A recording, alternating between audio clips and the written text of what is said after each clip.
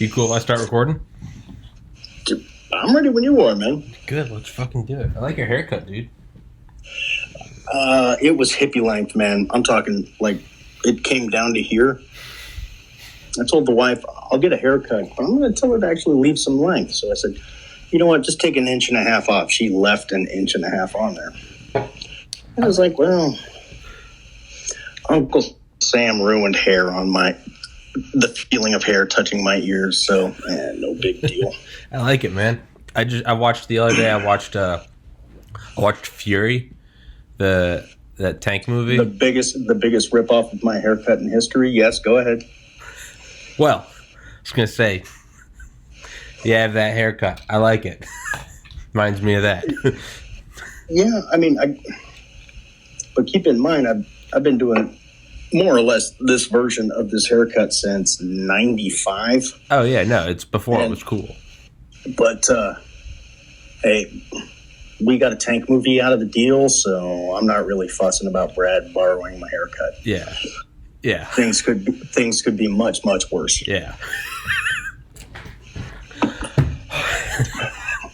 So even though history buffs were like, well, that's not accurate. Oh, shut the fuck up. Yeah, dude, it's a tank movie. I just want to see fucking Nazis get mowed down. That's all I give a shit about.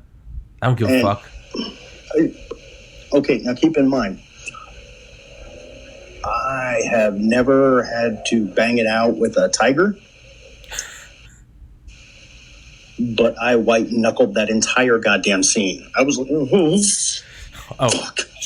Dude, it is. Yeah, they really do capture the. God, I don't know what movie, what book. It makes me think of All Quiet on the Western Front, because that movie really, or Fury really captured the sort of randomness of death. It's like you're there, and like 2 minutes later, everyone around you's gone. He's literally, what's that guy? He's like, what's God doing up there? Big pair of dice. Everyone got snake eyes but us. It really is. It's just in a matter of minutes, 4 tanks are gone. What I appreciated about the movie was Americans love the reluctant warrior. Yeah. Oh, I don't want to kill these guys, but shucks, if I gotta do it. No, these guys were fucking killers. Yeah. And the funny thing is, you spend a long enough time in armor cavalry, you meet some version of everyone that was in that movie. Oh yeah. The Mexican dude that would randomly drop into Spanish for no fucking reason whatsoever. You had, I hate to say it, but it was usually a Southern guy, a redneck that could barely read or write. Bible. But no. Give him a roll of baling wire and a set of Leatherman. He could probably fix a nuclear reactor. Yeah. And be like, man, shit, I'll fix this. Ah, shit, I'll get it. And there was always a Bible, a guy who wouldn't chase girls, wouldn't smoke, wouldn't drink, wouldn't do anything, but would kill you fucking dead if you were wearing the wrong uniform and in front of his gun. Yeah. Yeah, there was. And the FNG, the new guy. Yeah. So where are you from? Nobody gives a fuck. Nobody gives a fuck. You saved? That movie had so many great parts. It was the quickest weapons briefing in history. Boys, talking through that machine gun. Open that cover. Now you kill it. Close it up. Now you aim. The first time I got my hands on a grease gun was about 96 or so. And because I love guns and history, I was like, oh, shit, cool. So I'm looking around for the charging handle because that's how you operate the bolt. Like, where the hell's the charging handle? He opens the cover and is like, you stick your finger in the bolt and you pull it backwards. I was like, no, seriously, where's the charge? He was like, no, click. I was like, this has got to be the ghettoest firearm this country has ever fucking produced. But they're fun as hell to shoot. I will say that. Yeah, it is. Yeah, I love it. Seemed that much more realistic because it was like, yeah, it's like the young dude that's goes in there and he's like, this guy didn't do anything to me. He has a family. I don't want to kill him. And it's just like, you can see like how quickly it it's like you're just molded by your environment, and within 30 minutes he's like fucking Nazis and just mowing them down. And I had to have a few conversations with some civilians about it. It was like, well, why did he have to shoot that guy? You're like, you got to get that stink of innocence off of him. Mm-hmm. Like, he is a bow gunner on a Sherman. He needs to kill people at a moment's notice. Yeah. And not this, oh, shucks, well, the Bible says, no, his boss had him execute a fucking prisoner.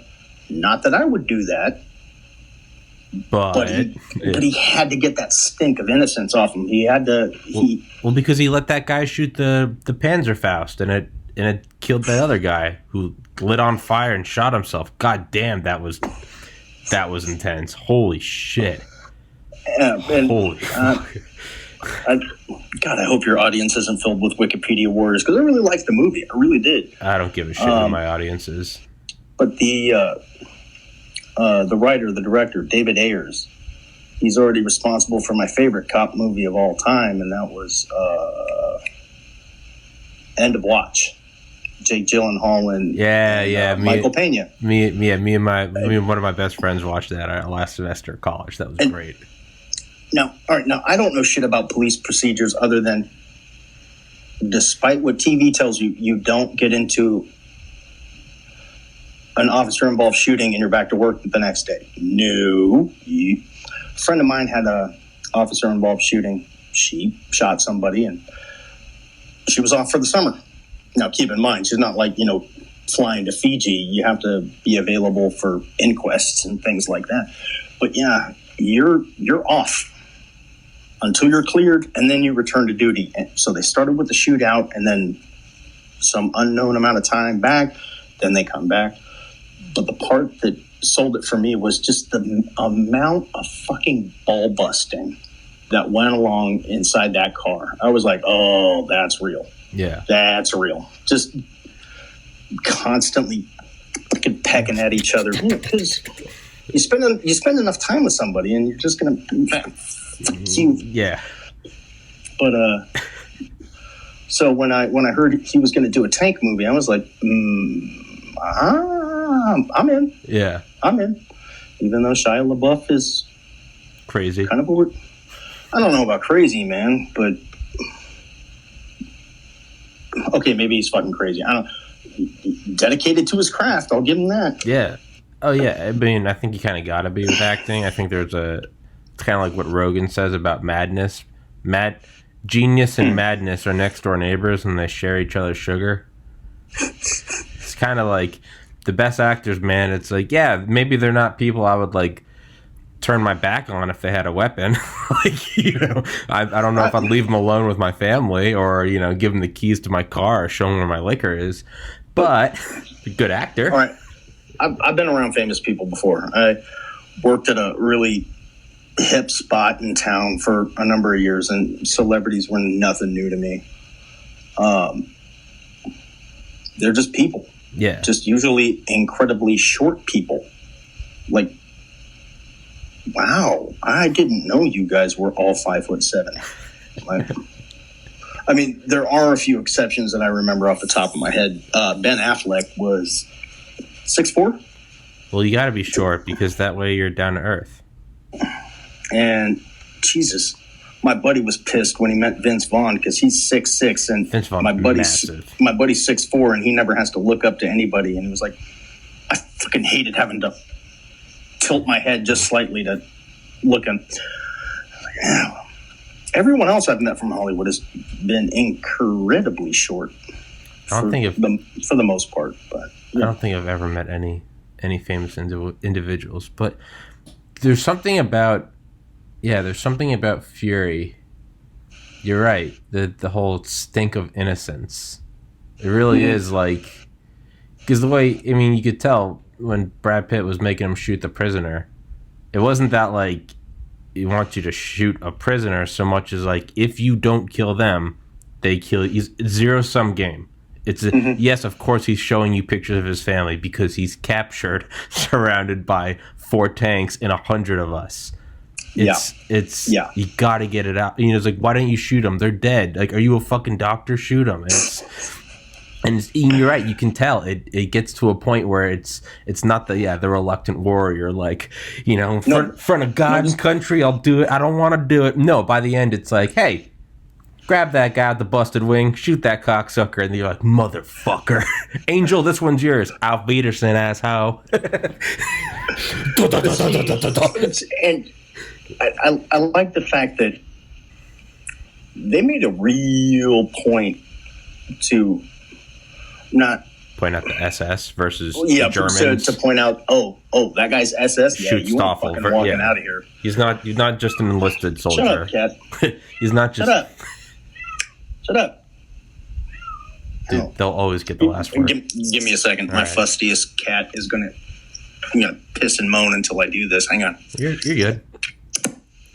Get it. So, I'll break into the. Oh wait, your headphones aren't in. All right. Do you want to break into the Q&A and? Sure. We can go from there. I don't give a fuck. Because the last couple episodes, I've had like questions I've meant to ask people, and I'll end up talking to them for like 2 hours, and I'm like, oh fuck, I got questions to ask, and they're like, oh man, I got 5 more minutes if you want to do questions, and I'm like, oh fuck. So, oh boy. The first question, it's the most upvoted one, so I guess I gotta ask it. Is the anime girls und Panzer an accurate representation of tank warfare? I don't know what anime girls und Panzer are. I know what it is, but I don't know what it is. It's an anime, Girls und Panzer. Girls and Panzer? Yeah. I saw like 10 seconds of it once, and I thought I was in some fucking fever dream. The mushroom-fueled fever dream, and all these giant anime eyes while driving a bunch of T-34s and shit. I was like, what? And then it went away. Ooh, your shell so big. Da, da, da, da, da, da. Oh, no, American. It's the most upvoted question, so I have to ask it. I hate, the most upvoted question, and I've got nothing to fucking offer you. It's fine. It's fine. I just want to give the people what they asked for. Listen, I'll say this. If it's a media depiction of tanks, it's probably about as real as World of Tanks. Okay. Okay. What did he and his crew mess around with to avoid getting bored on deployment? So how do you kill time? Kill time. Okay. This is the unglamorous part. Riding around in this gigantic turbine-powered diesel-drinking monster. Maintenance. Shitloads of it. If... It's one of those things. It's. I'm not going to say busy work, but let's say you've done whatever it is that needs doing. You essentially park your vehicle for the evening. If the guys just get out and chill out, then someone didn't do their job. Like fluids need to be checked, track tension needs to be checked. That engine consumes oil. All right. It doesn't maintain oil level, if I'm remembering any of this correctly. So it should burn a certain amount of turboshaft oil per hour of operation. That has to get looked at. If you want to get nitpicky, then, or if you got a crew that tends to get up to no good, have them bore sight the main gun. That's always a titanic waste of time. Not waste of time, but it's a time suck. For the most part, a lot depended on proficiency. You had a good crew that knew what they were doing, then I could jump out of the gunner's seat and expect you to know your job without me having to go, oh, what are you doing? Yeah.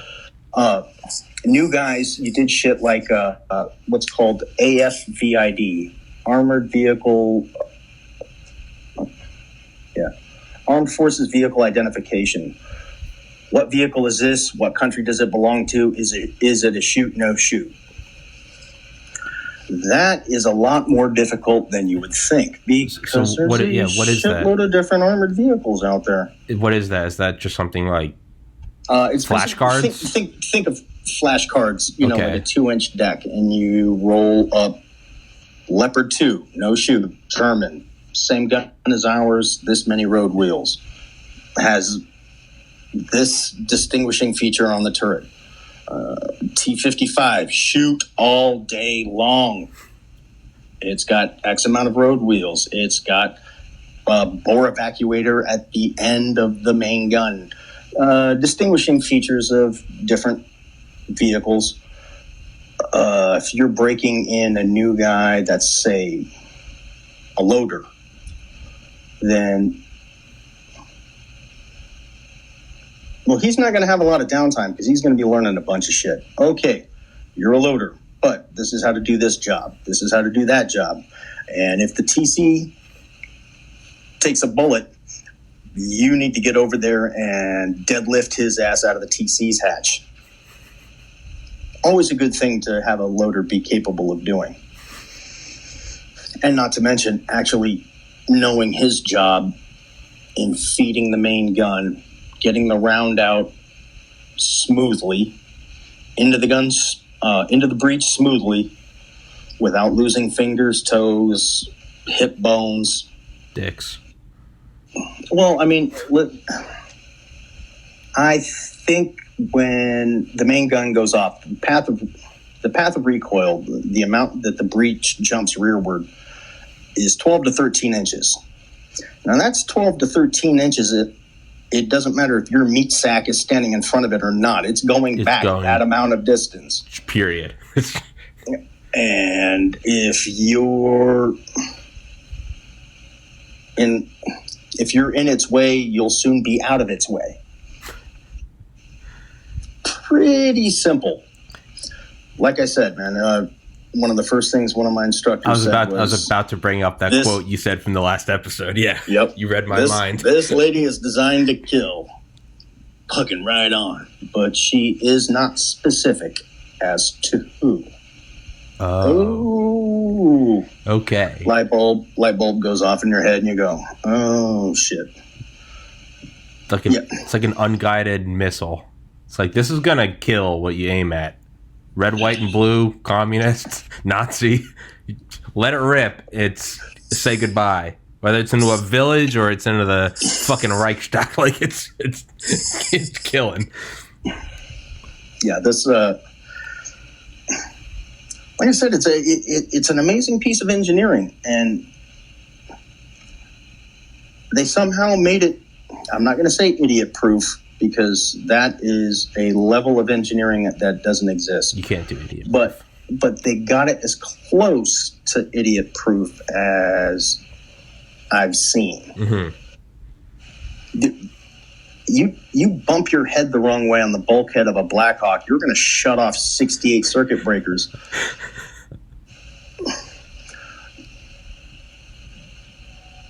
I have yet to bust the fire control system on the main gun, which I don't know if I told you this part or not, but I told you how accurate the fire control system is. Keep the dot on the bad guy, the gun takes care of the rest. Yeah. So calculate lead, elevation, bullet drop, this, that, the other. But it also does it for the coaxial machine gun. It is the same fire control system. Okay. So it'll turn your coaxial machine gun, which is a machine gun you use for troops, unarmored vehicles, a lovely little thing we call recon by fire. What's in that bush? Brrr. Nothing now. But that coaxial machine gun has the exact same fire control system. So you have literally the world's most expensive sniper machine gun, because it still uses the laser rangefinder. Mm-hmm. It still uses all the lead and elevation calculations that are there mainly for the main gun, but it also applies to the coaxial machine gun. So, yeah, the words sniper and machine gun sound like something a 4-year-old would say, but it's almost literally what a coaxial machine gun is capable of doing. Just finding the target and staying on it, and that's insane. And if you can see it, you can hit it, and if you can hit it, you can kill it. So, can it go up a level of intricacy? Could you make it like an autonomous like rangefinder? Like, could it find the target and do everything, or do you got to have a human behind it? Okay, now I will freely admit that my experience is only in M1 A1s. Mm-hmm. After they got into the A2s with separate thermal viewers and M1 A2 set V1s where they had a crow's mount for the commander's machine gun, I don't have any idea about that shit. Mm-hmm. I had gauges in the driver's hole. They have LED screens now. Not that, back in my day it was better. No, just different. That was the tack. These are the buttons, and now it's computer screens. Yeah. Probably more accurate computer screens, if we're going to be honest. But, I don't know if... All right, the M1A2 introduced the CITV, the Commander's Independent Thermal Viewer. While the gunner is scanning for targets, the commander has his own set of optics that he can be scanning around.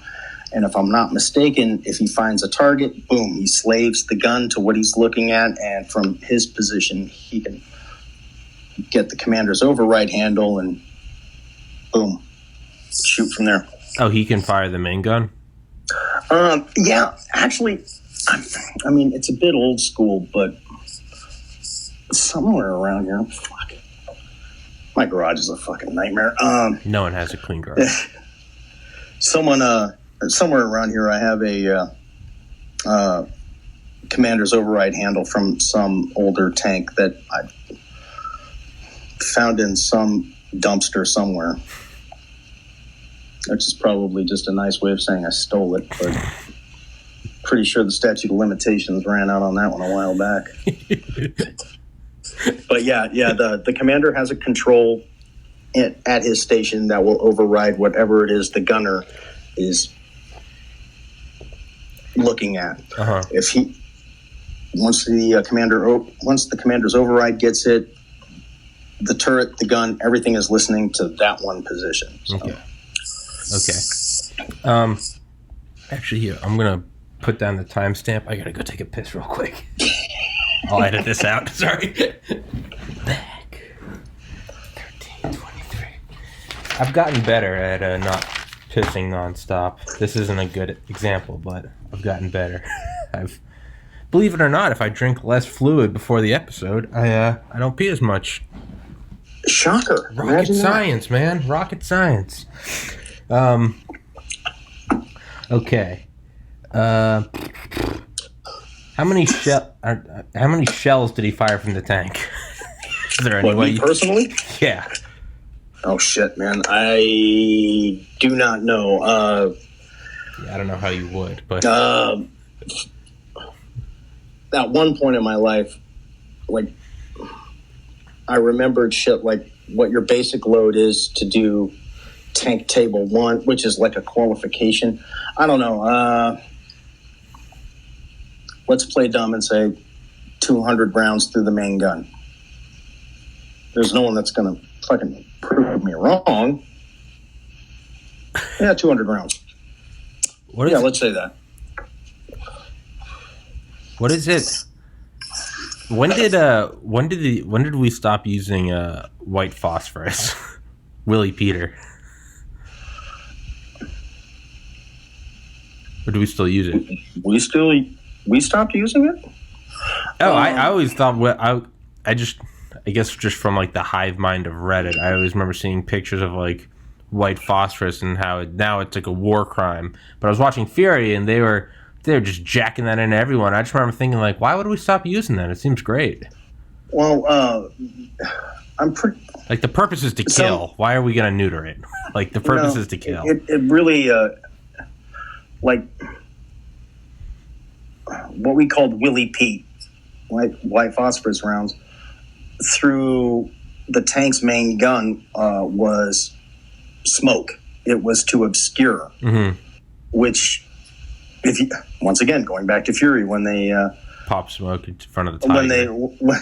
When they went... banged it out with the Tiger, the first thing they did was backed up their tanks so their thickest armor was facing the bad guy, and they just started throwing smoke at him. Yeah. Willie Pete. Now, if you have an artilleryman in your audience, they still might use that today for marking targets. I cannot vouch for that, but I don't know why you wouldn't. I mean, shit, don't use it in cities. That's kind of obvious. But say if you want to do obscure an enemy machine gun position, you don't know where the enemy is, but you know that this is his sight line. You can throw a 155 round in there and he won't see dick. So is it... Okay, I didn't know that. I thought it was separate. I thought there were smoke rounds and white phosphorus, but they're the same. I guess it does produce a lot of smoke. Why not smoke around? Listen, I could be wrong. I might be wrong. I don't know if I'm wrong, but I'm pretty sure, at least for the World War II use in tanks, I'm almost positive it was to obscure. It was to throw smoke in the face of bad guys. I'm pretty sure of that. I'm not 100% sure, but I'm pretty sure. We will say this then. We will say I am 92% sure. Went bad Russian accent. But in Fury, not to use Fury as some like historical anchor point, but it's a cultural reference point. Yeah. That thing most. If you're watching your podcast, you probably saw Fury. Yeah, it's a safe assumption to make. Yeah. So when they use it, when they're in that like town, and they put it in the first floor, or when they're making their last stand, and they put it in that like farmhouse. I mean, it looks like they're using it for incendiary purposes. Yeah. Well, white phosphorus has a tendency of burning the shit out of stuff. So yeah. I mean,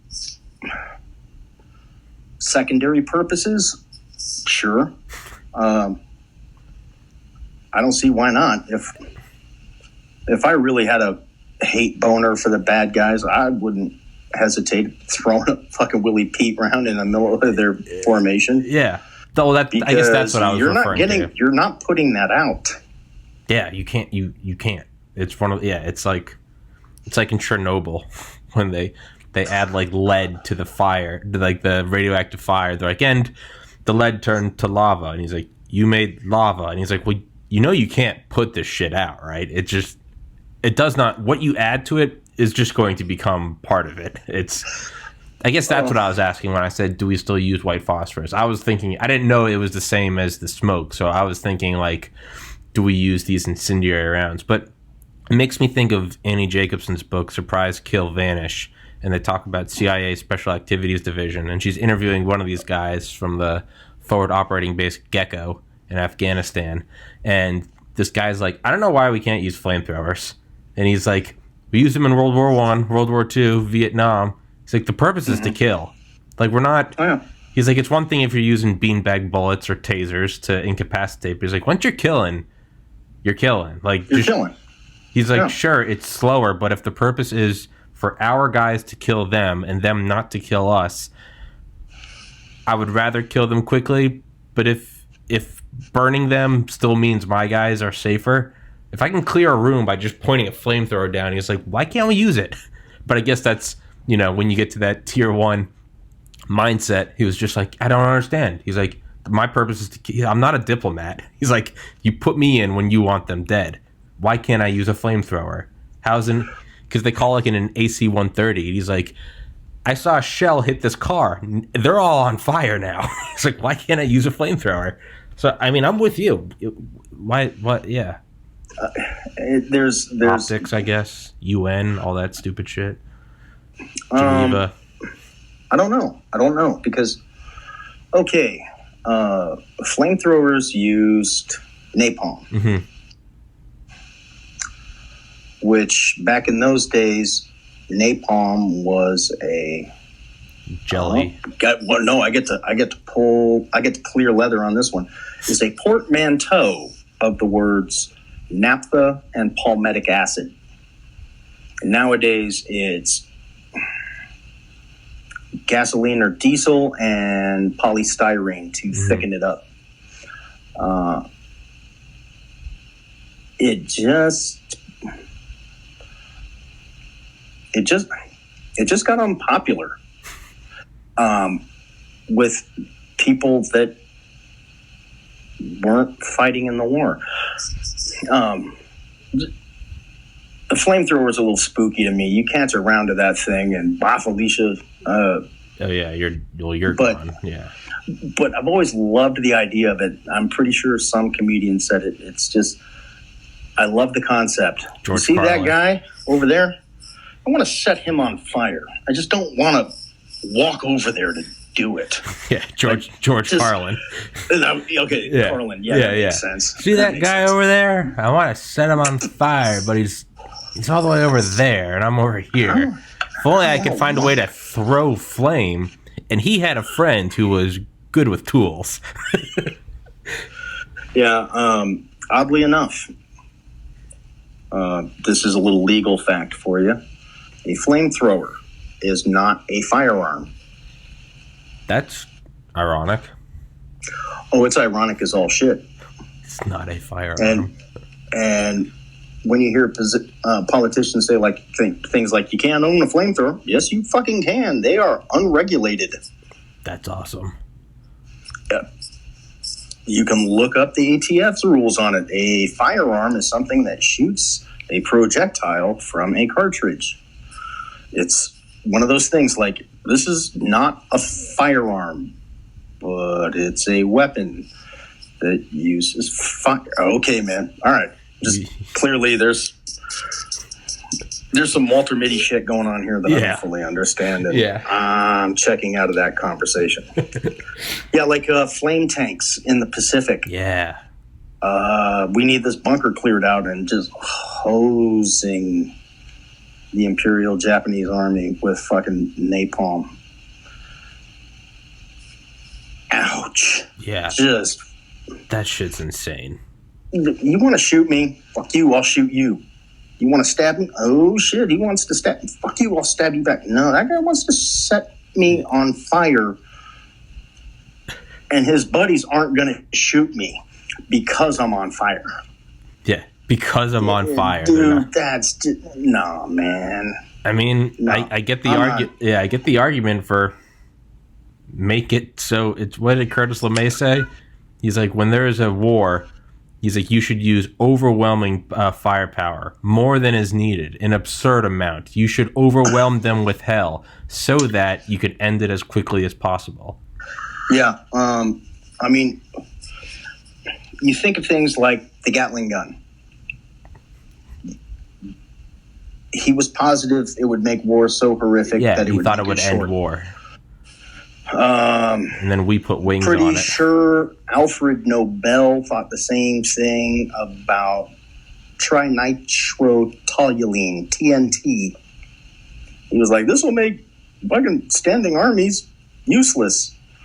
And then he found out about HE shells and went, fuck. Yeah, the Gatling gun. This will make war intolerable. It'll be so bad.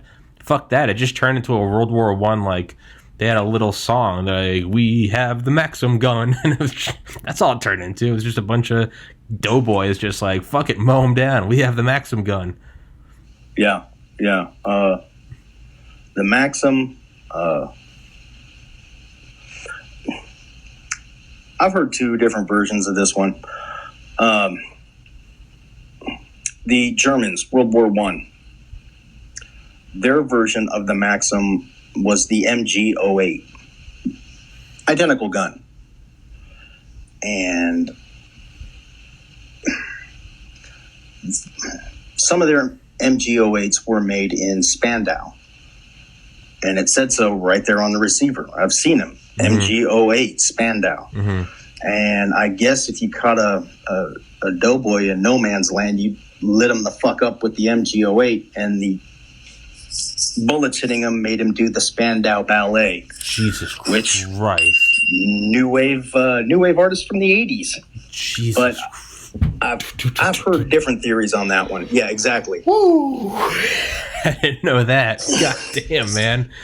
God damn. Makes sense, though. I mean, it does make sense, but it's one of those things that... Gallows humor. Well, no, where you make things fit the narrative after the fact. Like RPG, rocket-propelled grenade. It is not a rocket-propelled grenade. It isn't. We just used that because RPG was in its title. Oh, really?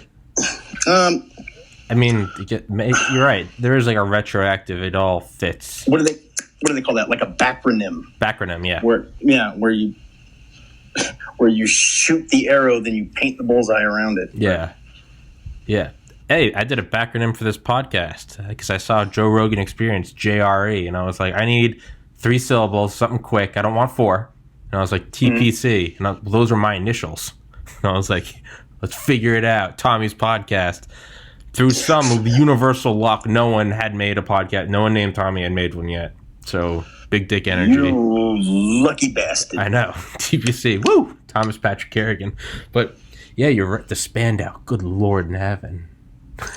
Yeah. I thought the Maxim machine gun, when I first read about it, just as I first read about it when I was like 17, so of course my mind, I was like, oh, is this named after like the Maxim magazine?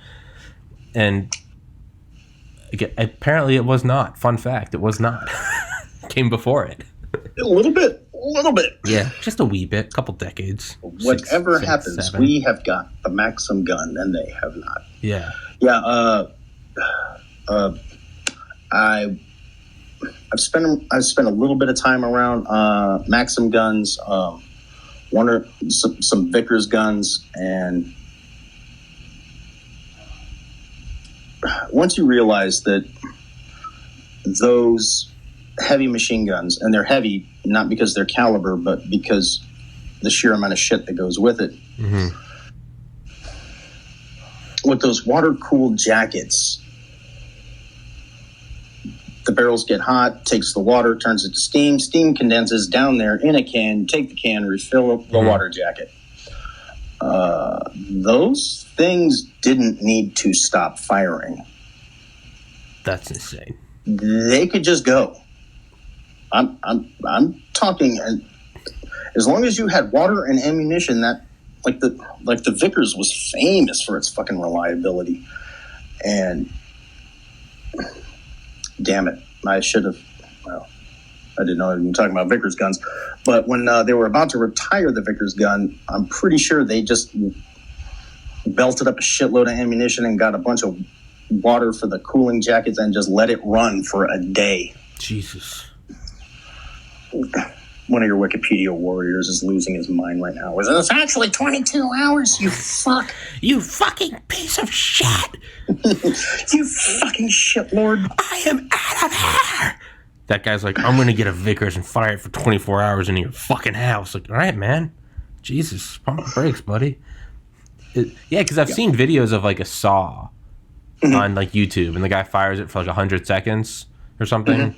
And yeah, it literally turns like molten red and the barrel falls off, which I thought was pretty dangerous because I was like, in that time that the barrel's falling off, you're going to shoot around and it's going to boink.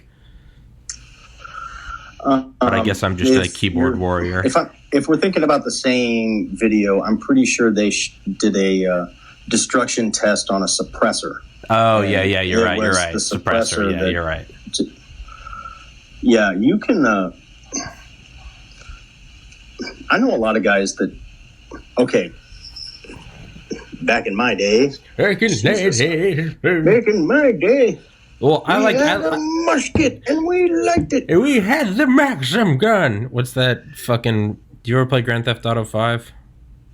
I haven't played Grand Theft Auto since it was on a PlayStation 2. I thought that's what that was. I noticed still have it.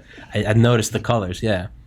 There's I guess nowadays, 2020, I'll get thrown in the digital gulag. But I love Grand Theft Auto goes into so much detail. You can even go on, like, the websites to buy cars, and every car has, like, 2 paragraphs, like, and it's written, and it's all hilarious. None of it's fluff. That's why I love the game, is it's all perfect. And you go into it, and one of them is, like, this, like, 1950s car. And it's like back when you could drink scotch at work and smoke a cigar, and your secretary was your second wife. Back when women and minorities knew their place. I was just like, holy shit. I always quote that, and people always give me a look. I'm like, it's fuck you. It's Grand Theft Auto. Like, it's whenever I quote shit, it always sucks when you quote something bad and no one gets it, and they just think you're saying something bad. Yeah. And you're like, oh, come on. I tell you what, though, we'll jump into the end zone and head down to the pool hall, and we'll play some billiards. Yeah, no, really, it's that's always my night. Old timey voice. It's the future. It's the 40s. In the future, you'll be able to send mail to your girlfriends on the other side of the planet. In only 6 weeks. Boy, you'll be an inch taller by then. You can go fight the Krauts. Yeah, it's always shit like that. The Krauts. Yeah, and in Hot Air Balloon with a Jules Verne novel. Yeah, so it's just some bullshit. I'll tell you what, we'll get on that hill and we'll ace those Huns. We'll take them down with the run across the bow. You'll be famous. A ticker tape parade for you and your boys. Yeah, seriously. Maybe one day you'll be in the White House. Go watch the New York Yankees. Simpler times when you could just brainwash everyone. When no one has the internet, you can tell them what's real and what's not. Everyone outside of this country is a savage. That's why we have the Maxim gun. That's why we have the Maxim gun. No, I'm not going to say that, like I'm not going to go, like, techno hipster on you and say, do whatever the fuck you want, man. Long for a time that I wasn't involved in, but back in the days, Edward R. Murrow said something, and you went, okay, it's the truth. Fact. That is a fact now. And without getting political now, you have to go, wait, the news said what? Okay, which way does that station lean? Mm-hmm. All right. Take it with a grain of salt. It used to... Shit, I'm trying to remember. Was it Edward or Murrow? You ever seen those? It's something I put on my Instagram once, where I took a picture of a male lion with his scarred up face, and I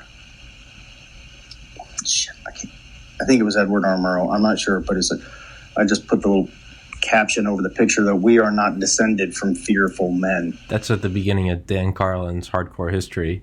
He has the quote, but it's a Edward R. Murrow quote, or one of the other news guys that I can't think of right now. The beginning of his podcast, it has that radio clip.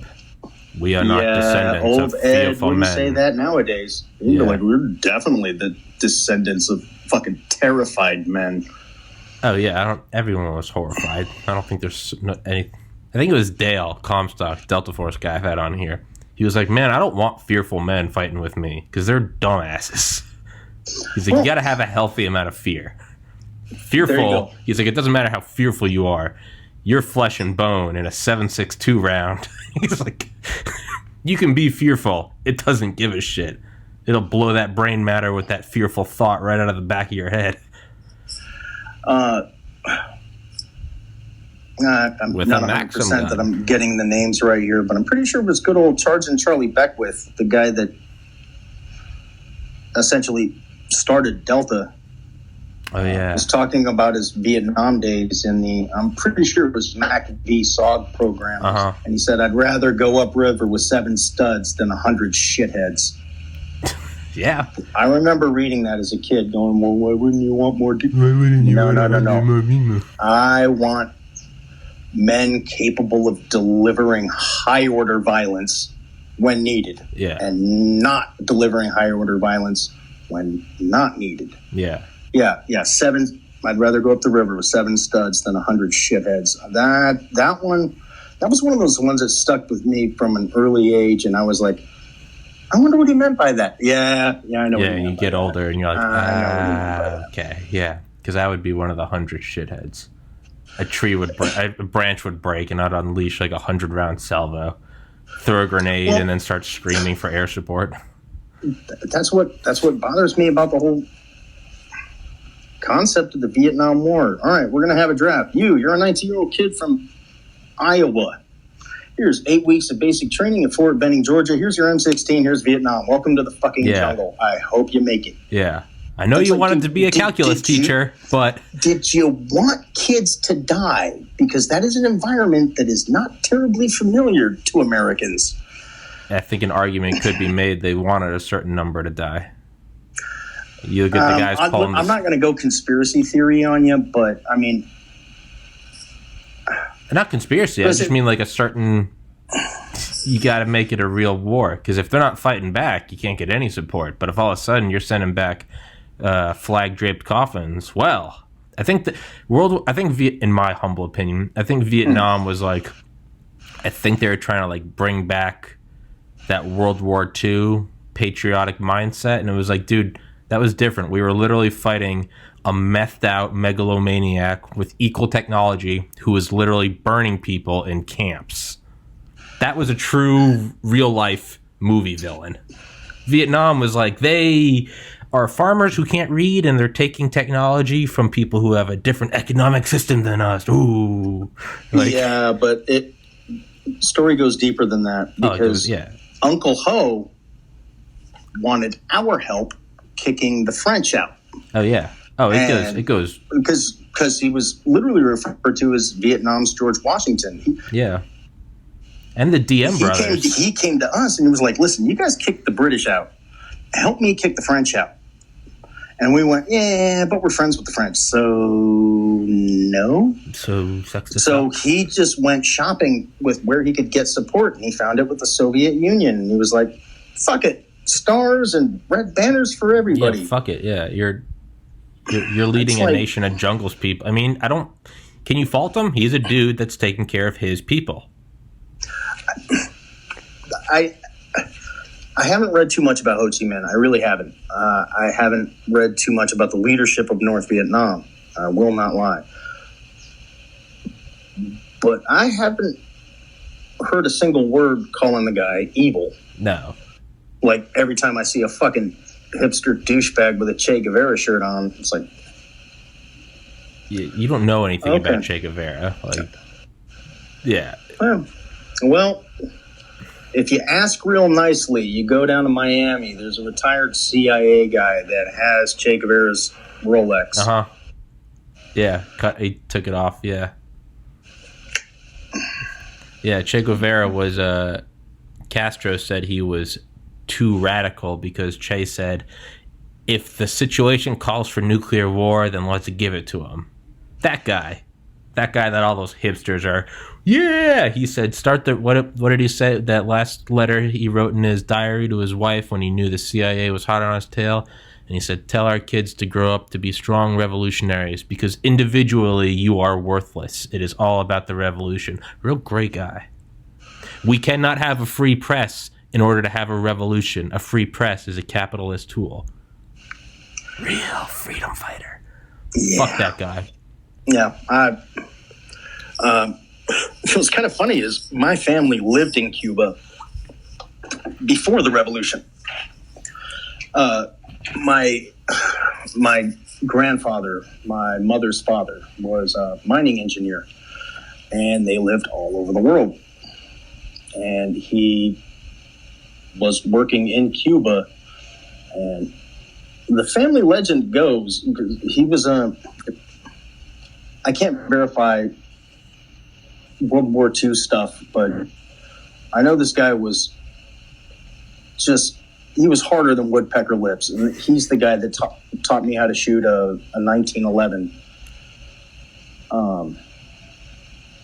So he was going to move his family for work to Cuba, and I guess he got approached by some company guys, Christians in Action, and they were like, all right, listen, this is what we need because, we know you're a good guy, blah, blah, blah. Yeah. But what we're going to need from you is if you do this, you put an X on this lamppost. And he was like, do you not know I got 5 fucking kids with me? All right? You need spy shit. Go hire spy people. I'm track downable. I have a wife. I have children. Go fuck yourself. In probably fewer words. And my grandfather is easily somebody I could see telling the CIA to go fuck themselves without a moment's hesitation. I'm pretty sure he would say it differently because I was going to say he was a gentleman like that, but that's just how he was. Yeah. Yeah. Let's see. Lived in Manila, Tel Aviv, Cuba, Honduras. My aunt was born in Lima, Peru. So the CIA is probably licking their chops at this guy. Oh, he's perfect. He's perfect. And he told them to go fuck themselves. Yeah. Not a lot of people get to say that and like, live. It's like, listen, it's one thing if I was, doing this shit stag on my own, but I have a family that lives in a house that people know the address of. Yeah. No. Yeah. You hear shit like that, and you just go, that's a different breed of man. Yeah. Because, I'm sure I could tell the CIA no, but telling them to go fuck themselves. Bold move, Cotton. Bold move. Let's see if it pays off. It did. Yeah. Well, Castro also had an incredible intelligence network. No one likes to talk about that just how good his intelligence network was. And, yeah. And that's a really weird thing, because the Soviets and all their satellite nations they really did have fantastic intelligence. And it was almost real. Depressing. It was real intelligence. It's what they call human intelligence. They had it came from this dude here. They had people in the Manhattan Project. Yeah, that's insane. That is insane. Who's it? Rosenberg and Klaus Fuchs. Jesus. I remember I remember the name Rosenberg. Well, they were executed. Yeah, Klaus Fuchs, I think, got away because I think he sold out some people. Shocker. I'm gonna go piss again. Fuck you. All right. Hey. Look. Yo. Is that Commander's override handle? Jesus. Hydraulic safety switch. You don't press that, you don't get hydraulics, or wait. Or is that a safety? So yeah, trigger, laser rangefinder, or so this is going to be mounted on the side of the turret so boss man can grab it. Fuck yeah. And put in work. Fuck yeah. That's insane. I'm getting sidetracked to keep. By the way, I can go longer than what we planned on. I got nothing doing. Fuck yeah. Let me get the as the Labor Department states it, I am underemployed. I am Grand Theft Auto. I am employmentally challenged. It's a disability. I'm employmentally challenged. How does the latest version of the M1 stack up to the Armata, ARMATA, and latest Chinese tanks? No, I didn't know that. You mentioned it earlier. Sorry, I didn't know there were multiple versions of the M1. So you said there's M1A1, M1A2. Yeah, and right now we're at M1A2 SEP V3. What does that mean? I don't fucking know. I know I don't know when it happened, but like you have an auxiliary power unit, like a small little generator, so you could run everything on the tank, but the drivetrain. There's you went from an old, very awkward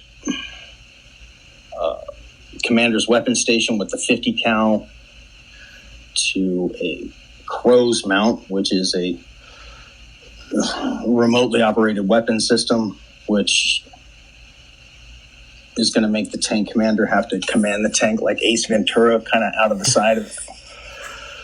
I mean, because Crows are awesome, man. They have great optics, great fire control, and range finding and all that cool shit, but it blocks up a significant portion of your field of view. Okay, I'll put it to you this way. The Armada, the current Russian tank, it doesn't stack up against the Abrams because no one's seen an Armada outside of a parade. Really? Yeah. It's the same thing in aviation. Don't buy the A model of anything. When it comes to Russian tanks, don't go with version 1. Go with the one that's been around for 40 years. There's a reason the T-72 is still around, because way back in the Cold War days, the T-72 and the M60 Patton were about as close to as either side had to parity. Mm-hmm.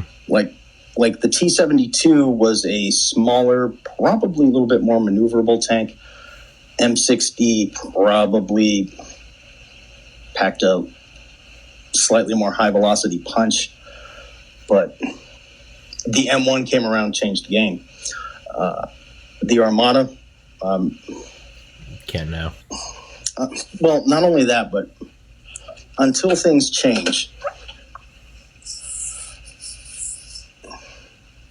the Russian army's still dealing with conscript troops. They want to do their 2 years. They want to go the fuck home.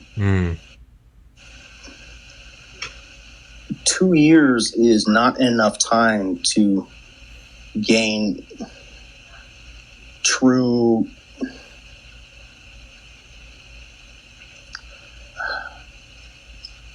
you're not going to be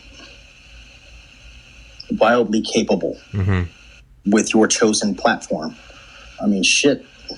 I mean, it's like a car. The longer you drive the car, it starts to just this single specific car. It starts to become an extension of your body, and then you drive a friend's car, and you're like, "What the fuck is this?" Okay, but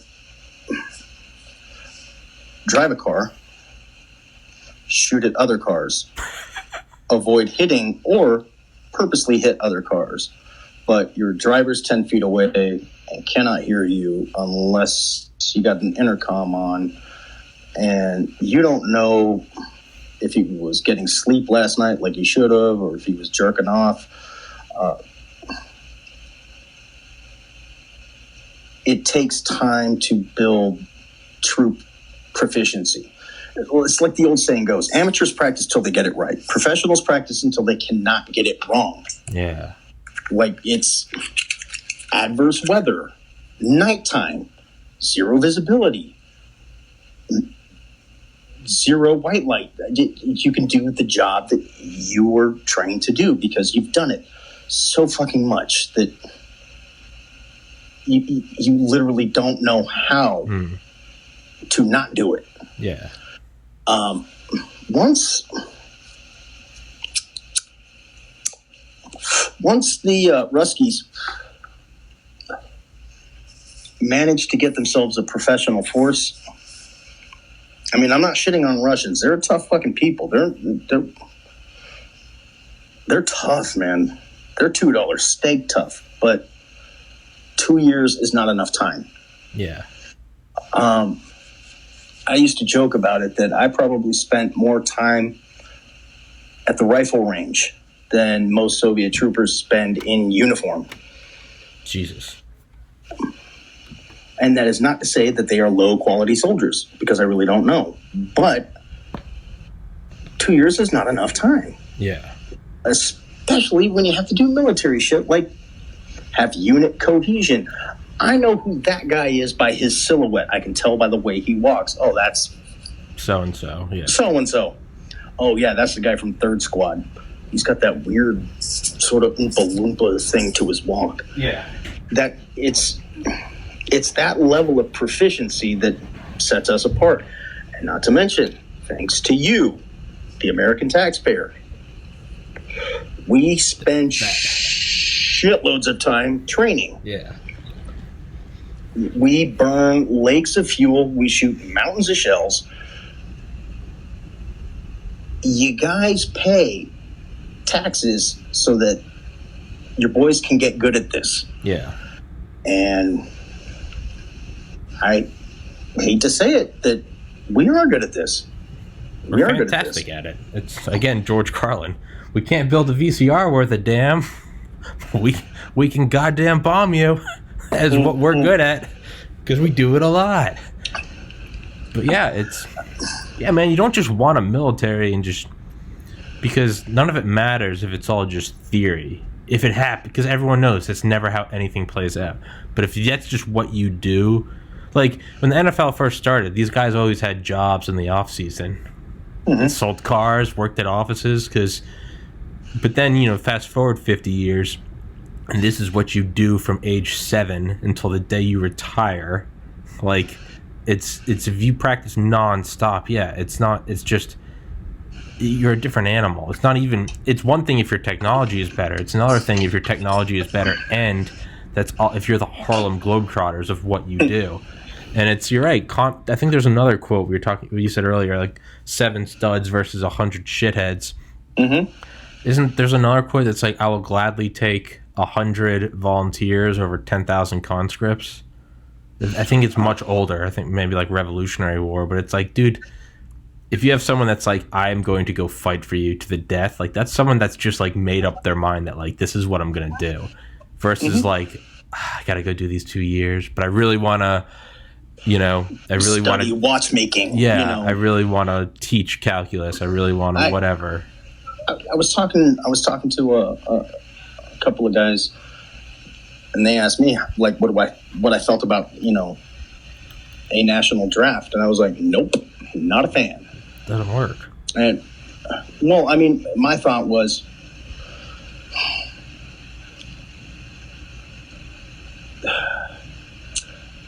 well, what if we can't raise enough bodies to fight the next war? Then maybe you don't fucking get to fight the next war. Yeah. But for good, bad, or indifferent, America's young men always seem to respond to the call to arms. I mean, as much as I shit on millennials for being a terrible generation filled with awful people, until I met Generation Z, I have reversed course. But I will give the millennials, I will never try and take this from them. In the history of the American fighting man, nobody has fought more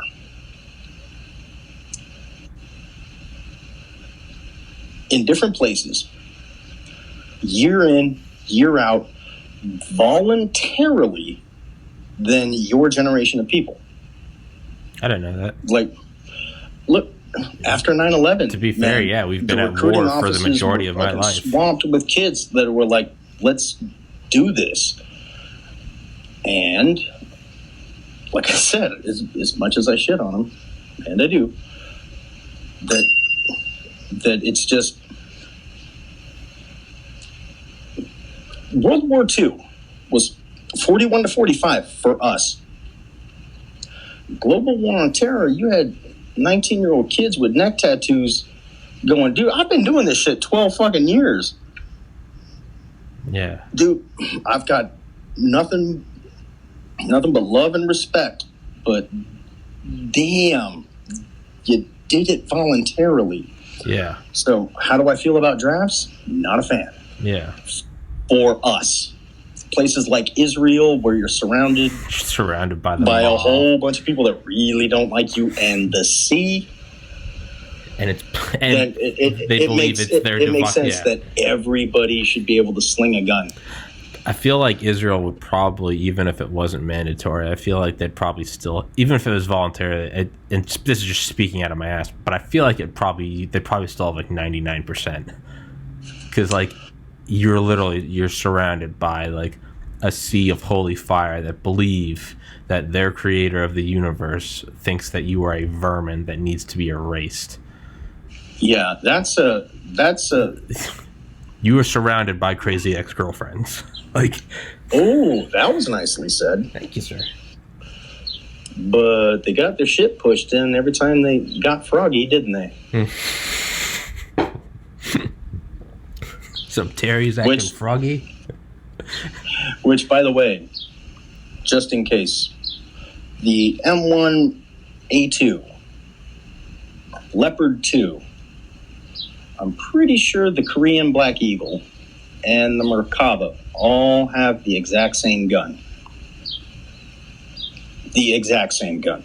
Maybe a licensed produced copy. I'm not sure about South Korea, but as they're fans of us, so I'm pretty sure they'd want to use the most widely available ammo stock, and that would be the 120 millimeter. So, I really should have fact checked that before I said it, but I don't give a shit. Leopard 2, Merkava, M1A2 all use the exact same gun. Is another question from Tactical Thunder Punch. Oh, dude, awesome name. Yeah. What's the craziest thing you saw that made you think, well, quote, well, I'm glad I'm locked in here? Also, has anyone attempted to climb and pry a hatch open? Oh, okay, let me preface Two this. questions. I have not done a combat deployment in a tank.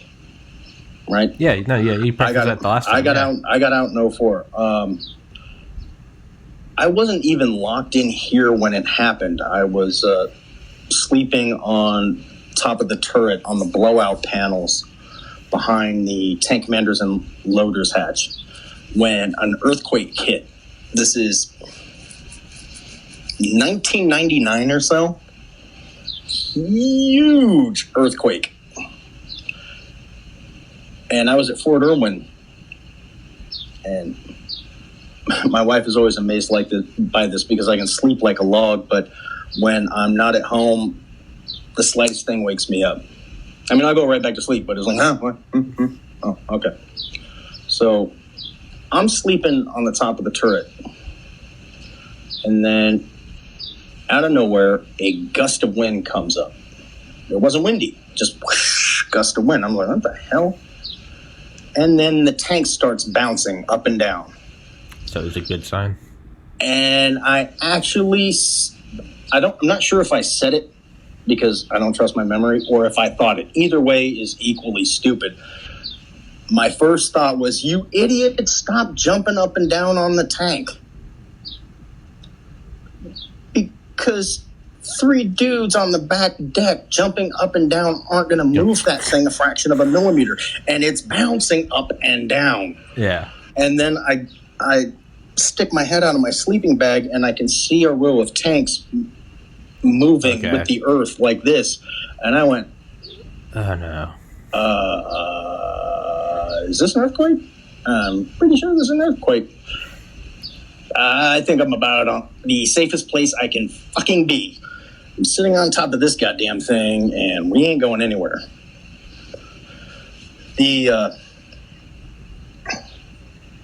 And by the way, if someone ever tries to get in your tank, there's a reason there are handles on the inside and not the outside.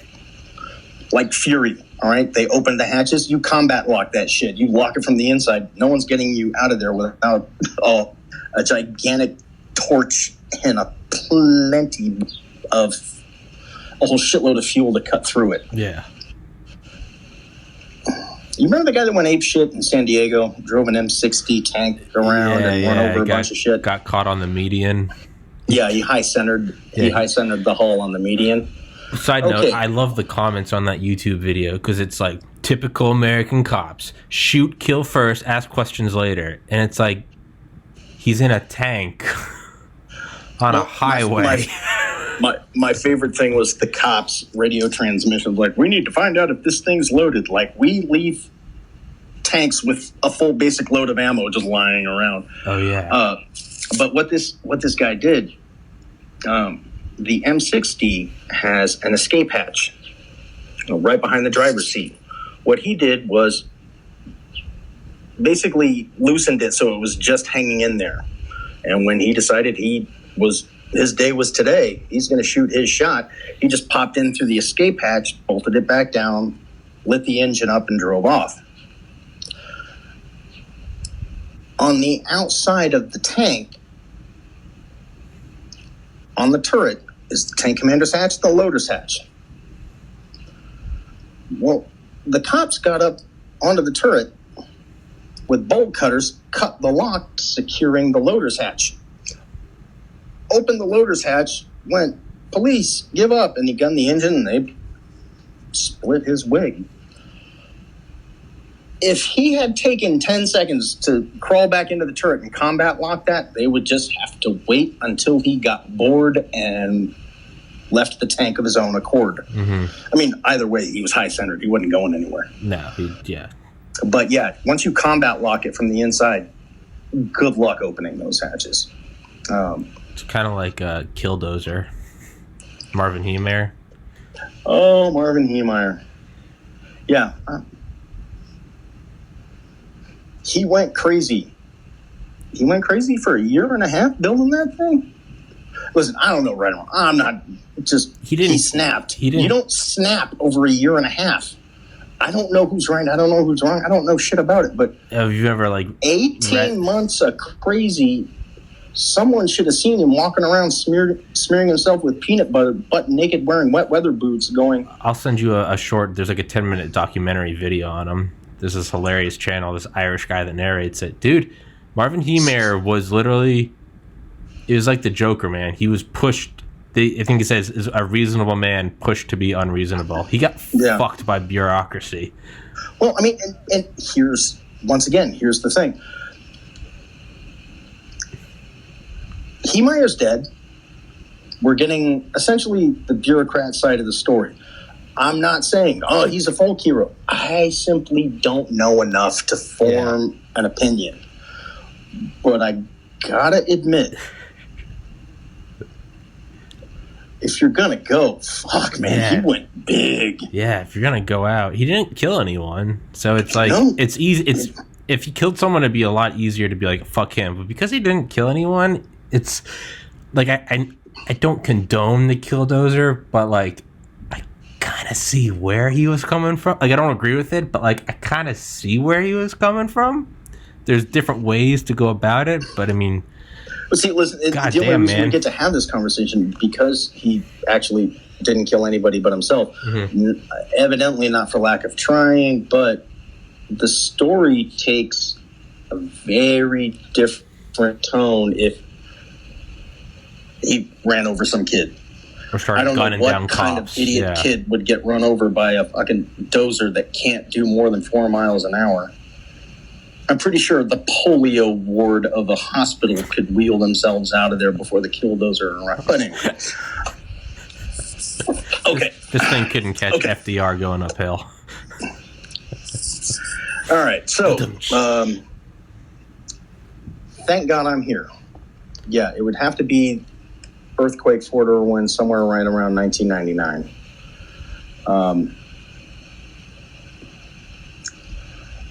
Anything that can make a tank bounce on its suspension as it's sitting still,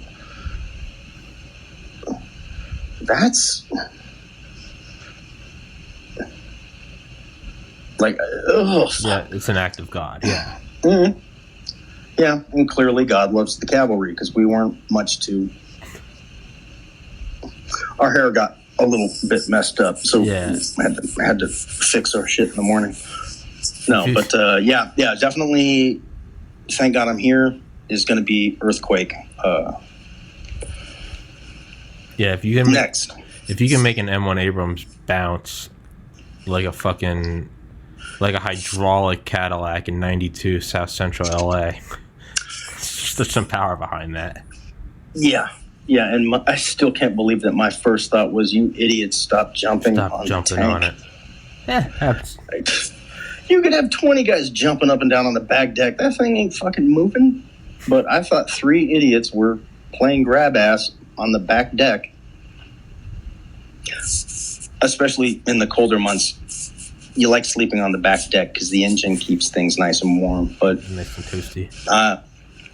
I was sleeping on the blowout panels so that I could still monitor the radio and not have to rotate my guys through radio watch. Mm-hmm. I'd much rather have my guys well rested and, 532 radio check. 532. That's it.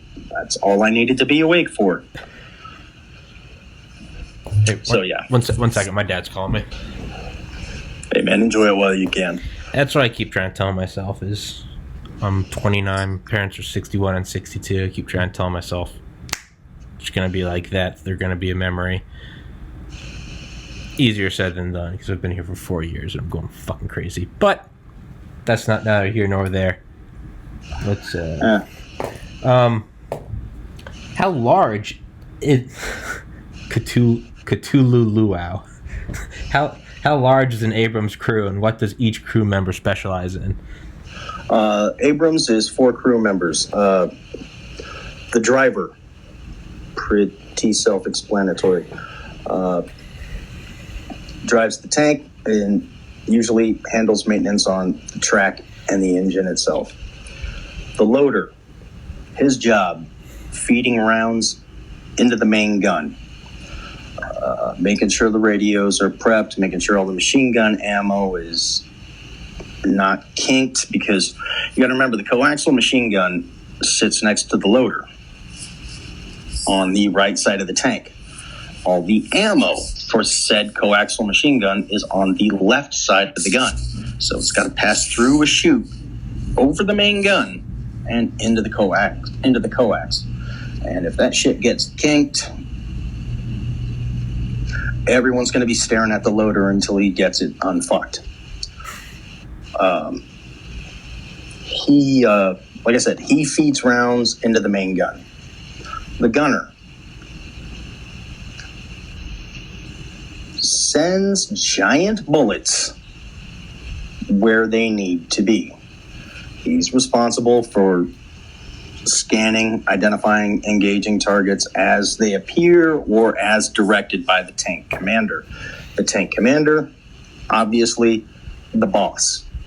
He's the guy that fights the tank as a unit. He doesn't micromanage the gunners like, oh, you make sure he's in the... No, he's responsible for fighting the vehicle itself.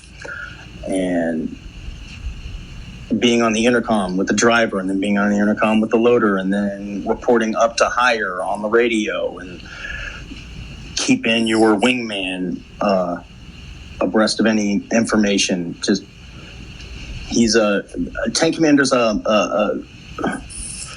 by necessity a multitasking maniac. Is there? That's the four crewmen.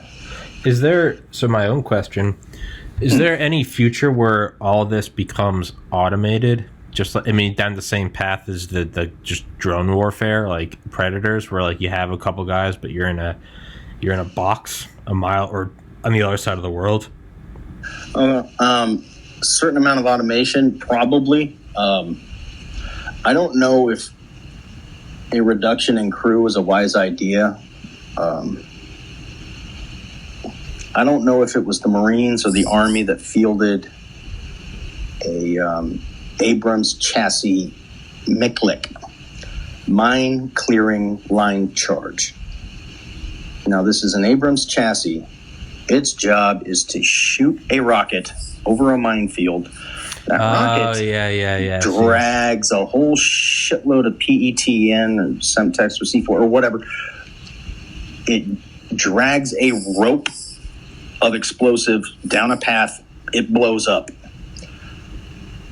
Well, the problem with a two-man crew, as it is in this MICLIC vehicle, is, well, when you break track, you're fucked. Because you need at least 3 if you've got to move the vehicle and wrench track back on. Someone's going to have to drive the goddamn thing. So it was the first thing I saw when it was like, so and so announces a 2-person Miklik vehicle based on an Abrams chassis. I was like, 2-person? Are they all the dude who played the Mountain from Game of Thrones? Because if not, that's a serious plot hole that you guys are going to have to work around. But I don't know. Maybe they work in pairs, and if somebody's track goes down, everybody jumps on and solves the problem. I don't know. But a 2-person Abrams chassis is going to be a shitload of work for everybody. As for automation, I don't know, man. It looks like that's the way things are going, but you and I have talked about this before. I have an issue when you literally have no skin in the game. Like, kids' lives are not at risk. Sure, that's a good thing. But when you don't risk anything, what's to stop you? From, just going berserk. Like, oh yeah, just send the robo tanks into just level Kiev, it, destroy it, Kiev, destroy it all. Because we don't like the way the newspapers are set up. Take it all out. Who cares? Yeah. Like I said, but that's my opinion on drones. We are undoubtedly headed that way, and philosophically speaking, I don't know if we should. That's where I come out. Yeah, there's only one logical. I think Jocko Willing touched on this on Joe Rogan's podcast years and years ago. He was like, it doesn't take much to just extrapolate that timeline. We make more and more drones. Eventually, the other side makes more and more drones, and then the next arms race will be, okay, who can make more pilots for these drones? And then after that, it goes, okay, well, now the next step is just make them autonomous. And then after that, it goes, who has the better autonomous software? And then it just becomes you're battling each other's software before it even makes it to the drones. And that is one thing I always liked about Skynet. Heinlein's Starship Troopers. Because I'm pretty sure they said they had the technology to make it all automated. But the idea was to make war as personal as a punch in the face. And Skynet, probably that'll be first, but then someone will go, you know what, we need a human being with a conscience on this. Yeah.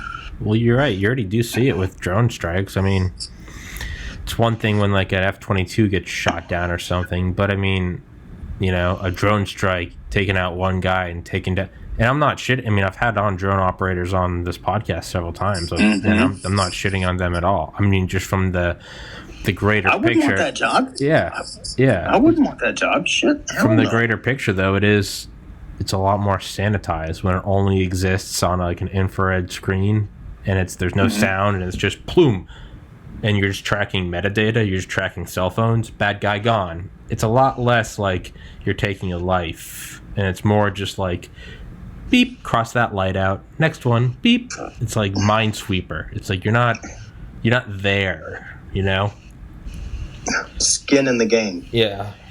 And like I to dovetail your statement, in no way shitting on those drone operator types, because like I said, I wouldn't want to do that. I'm a knuckle-dragging, hairy gorilla. I belong on the ground. Mm-hmm. If I can't see it, smell it, touch it, taste it, then I don't know. Is that really a target? Yeah. I don't. That's one of those things that if I punch the wrong target, I'll answer for it. But you're looking at a screen. I don't know what the resolution is. Yeah. Is it 1080p? Is it 4K? Is it fucking film with a potato? I don't know. Yeah. But luckily in my former line of work, I got to put my eyeball on something and go, okay, we can shoot at that. And something about that seemed right. Yeah. Shit, not as opposed to wrong. Just, I don't know, man. Just I don't. Once we remove the humanity and the risk of human life in warfare, I think it's the progressive nature of human beings. I think we'll just start using them whenever. Yeah. When you're a trust fund kid and money doesn't mean anything, you just whip out the card. You're right. If it's just, hey, but on the flip side, it's also easy for me to say this because I don't have to go fight. If we lived in a nation with a draft where you had to go fight, I'd be like, fuck that, use the drones, right? So I have the privilege of being able to sit in my ivory tower and, whoa, we should have a human in the game. Because I don't have to do that. I'm allowed to sit at home in sweatpants with a podcast. I don't have to go out there and start gunning people. It's, it's a very... Well, listen, and that's one of those things that's why I always throw that caveat out there. That it's just one asshole's opinion. And I would never... I'd never be conceited enough to go, you know what the problem is? No, this is how I feel about it. Yeah, these are subjective opinions. This isn't policy. And the concept of having a nuanced opinion in this day and age is... How dare you? I think that ship's done sailed, but... Fuck that. Like I said, I don't know. Maybe I'm the asshole. I don't know. But I'm not afraid to say I don't know. I will die. I'm going to die on this hill. My podcast as my firearm. I will go down with an unpopular opinion. The idea that you can't say certain shit because it offends people or because it goes against groupthink. This is my battle. I will die on this hill. I think it was Patton that said, if everyone in the room is thinking the same thing, someone's not thinking. Something's wrong, yeah.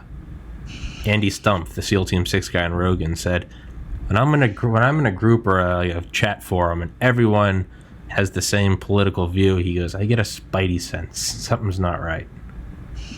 If there's not, it's the marketplace of ideas, man. That's why we have great cell phones, because everyone's trying to get the next best one.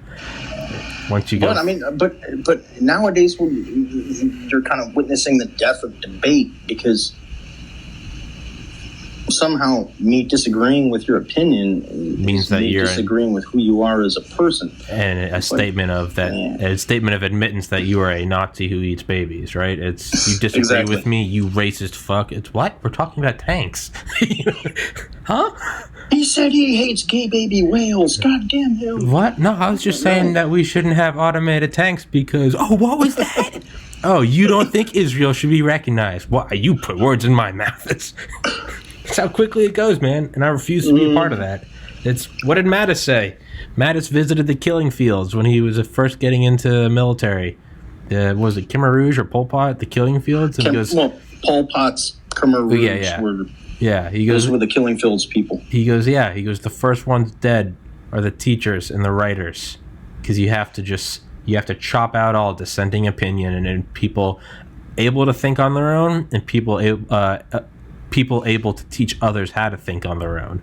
You got to kill that. You got to get rid of that. Get everyone in line really quickly. That happens in every communist revolution, man. And you got to kill... Back to Che Guevara. You cannot have a free press. When the primary facet of your movement is we have to silence everyone and get them all in line, man, it's not if but when does everyone start getting put up against a wall. It always happens. It's the most. It's like your friend that chases the same kind of girl, and after 11 failed relationships, and you're like, you know what's happening. Like, you're not stupid. I don't feel bad for you. Like, you know what's going to happen, dating right? Redheads. Yeah. Like, I'm here for you. I'm your friend. Tattoos. Yeah. You can sleep on my cot when this eventually goes to hell, but like, I don't feel bad for you anymore. But it's communism. Like, it unplays in the same way every time on different continents in different decades and centuries, and it always ends up with mountains of skulls. It always ends that way. Yep. And because I'm not. I walked across a university campus once, for me, the whole communist ideology thing is just, they really forgot that one central thing of people want shit. Yeah. Yeah. The state will provide. Motherfucker, you guys couldn't provide shoes. They didn't experiment where someone just started a line in front of a door in Moscow and people just started lining up behind them. Oh, there's a line. There's got to be something at the end of it.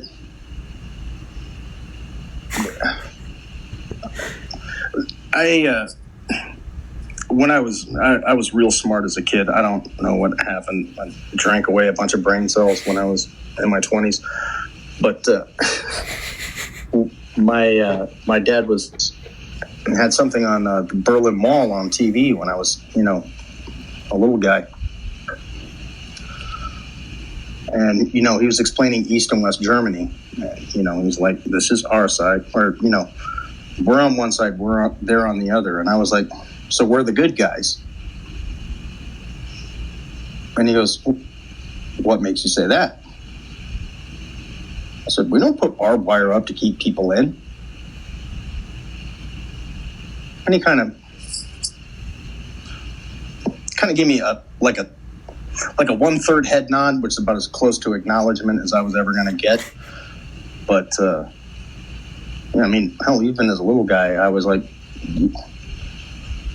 you don't fence in a place because you're worried about people leaving it. Yeah, it's JFK. That's what he said. God forbid we have to have a wall to keep our people in. Hey, man, the best nightclubs are the ones that people line up to go to, not the ones that there are barbed wire. You will have fun. You will dance to the rhythm. Enjoy your youth, damn it. Yeah, with a couple of Ivans on the corners with Kalashnikovs. Like, you will dance. Feel dance, this. Damn you. But only the state-approved dance. Yeah. Oh, yeah, exactly. Still defaulting to my 80s movie bad guy Russian accent. Yeah, but I mean, really, you don't put a fence around something that people want to voluntarily be in, man.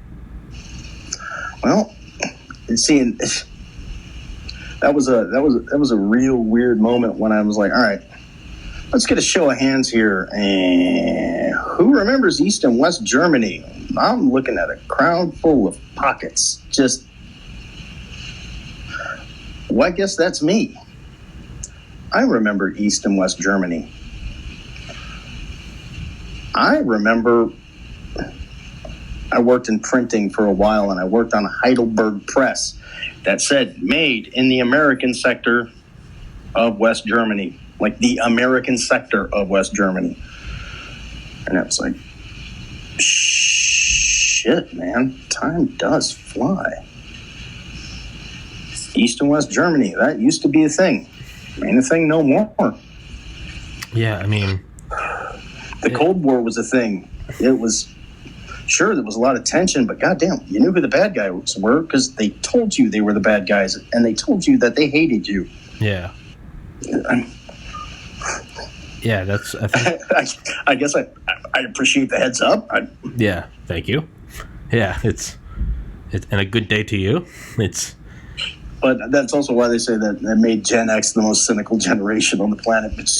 We grew up in the shadow of inevitable nuclear Armageddon.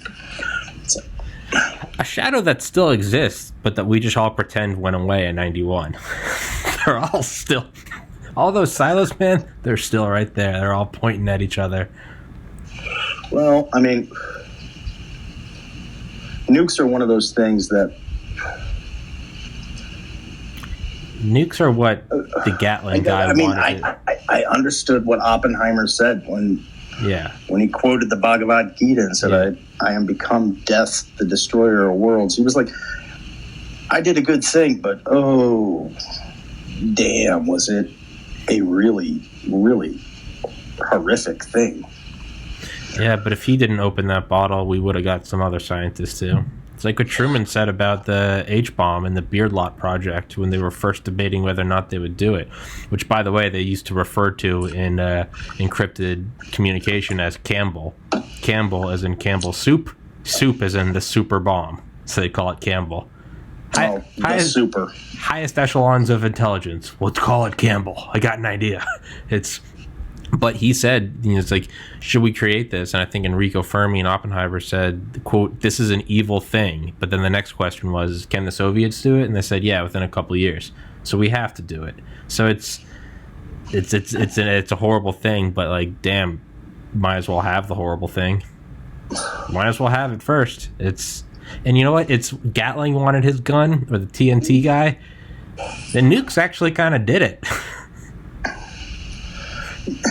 I mean, it is.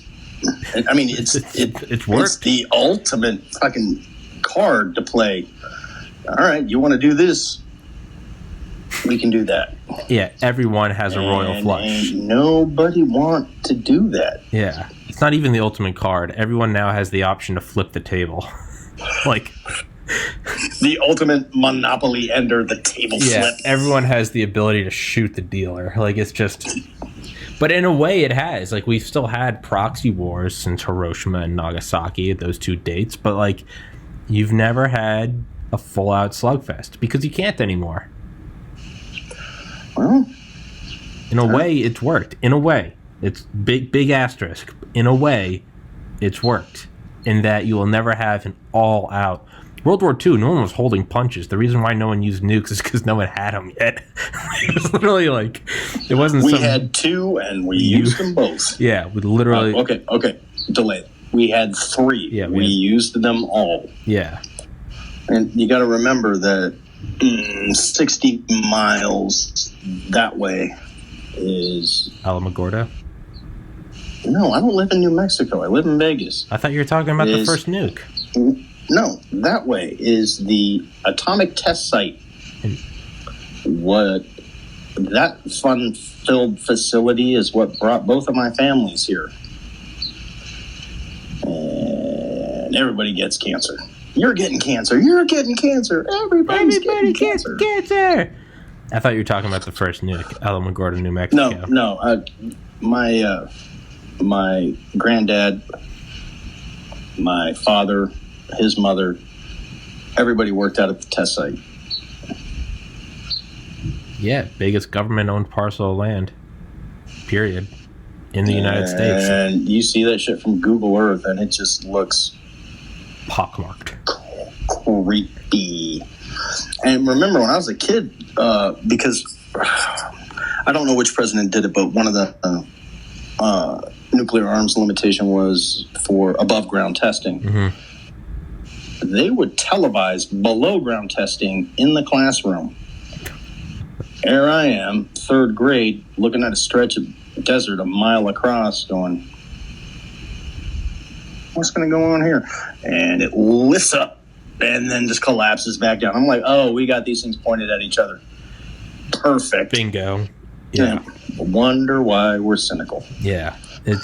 They actually used and it's hilarious because of how beautifully it leads into like conspiracy theories. But do you know they actually, Armstrong and Aldrin were actually, they would put them in like their suits and they'd have them walk around the nuclear craters in the test site because it was the closest thing that we could create as to like a testing facility for what the lunar surface would be like. I did not know that. That's the hilarious part is like we actually did have them out near Area 51. And Kubrick filmed the whole thing. Oh, shut the fuck Well, no, up. the caveat is actually because Kubrick was such a stickler, he wanted it filmed on location, so they filmed it on the moon. It's they faked it, but they faked it on the moon. What was the most... That's not how you're supposed to use that thing you did with a tank?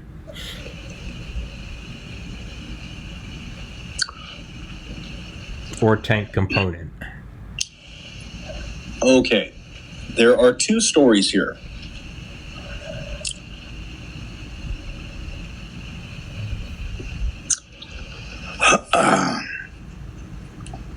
Now, first story, I will confirm or deny nothing. I wasn't there, had nothing to do with it at all. But it's not uncommon for soldiers that are going to go out into the field or to do gunnery. That's the rifle range for tanks.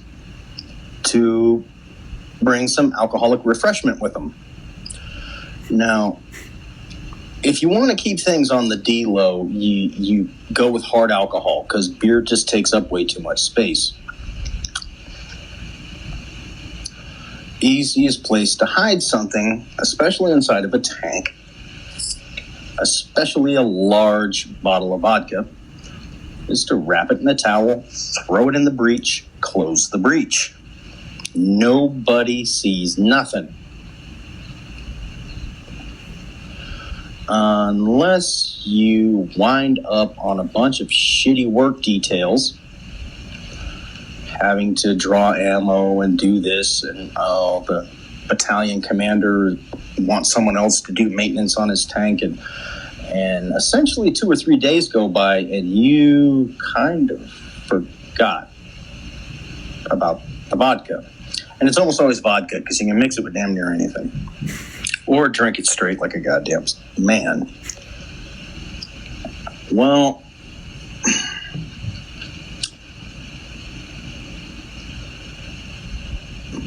you get out to the firing line. You're going to proof this lot of ammo. You're going to send it downrange and make sure it goes where it's supposed to go. The breech gets dropped. The tank commander tells the loader to put this round into the breech. He puts it in the breech. He hears a tink, and his eyes get as wide as saucers. And he looks over at the gunner.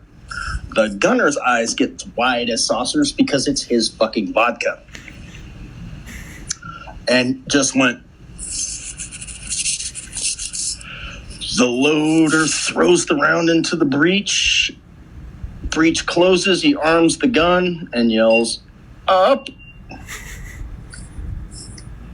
The tank commander, who does not know anything, is amiss, gives the fire command, and while the gunner is trying to join by osmosis the paint on this side of the turret, touches off the trigger, and at which point range control goes ape shit.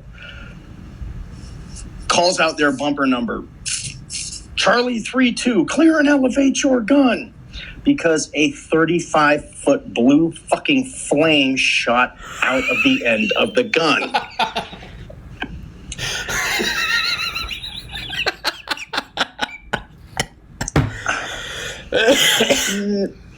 Now, it's safe to say that when these gigantic projectiles go off, a bit of sound and fury is to be expected. But on a night fire, a gigantic blue flame is obvious. Who's aliens? A little obvious. Who's aliens? I don't know. So the guys from range control go down, and they're jumping up and down and angry at everything because that's what range control guys do. And something was amiss, but they couldn't tell what was wrong. Something happened, but they didn't know what, because it's safe to say that vodka bottle was obliterated into its atomic form, as well as the towel that kept it safe inside the breech. Everything was fucking incinerated. They knew something was wrong, but they couldn't pin it on anybody because they didn't know what it was, because nothing existed. That is not how you are supposed to use the main gun. Now, this one happened to me. I can confirm this. This is really not a funny story, but Ford Irwin were doing a movement at night, and one of the tanks that was going around a curve on an embankment turned too sharp, started to slide down the embankment, and came down like this and then rolled over. And it is a radio call that still gives me goosebumps, you know, roll over, roll over, roll over. 532 is rolled over. Because that usually kills two guys, the tank commander and the loader, because they're usually sticking out of the turret.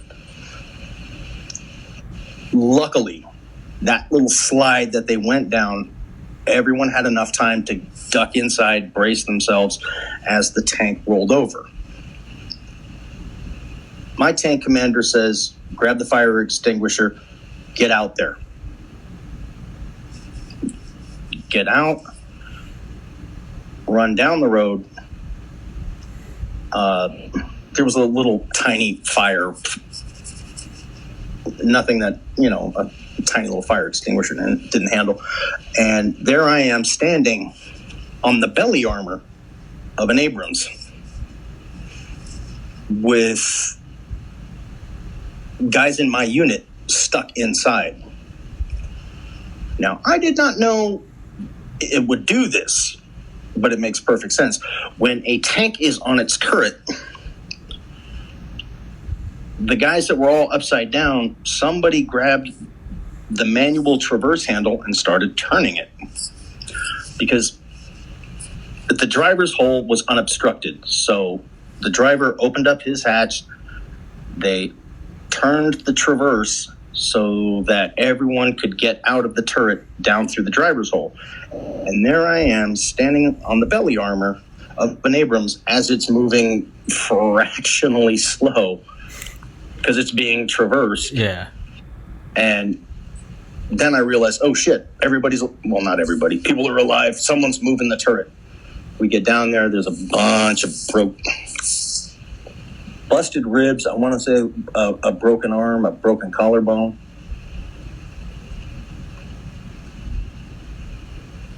But standing on the belly armor of an Abrams, especially as it's turning, moving glacially slow, is not how that is supposed to happen. An upside down tank is always a bad thing if it's on your side. That was one of those ones where you go, I don't think shit's supposed to be like this.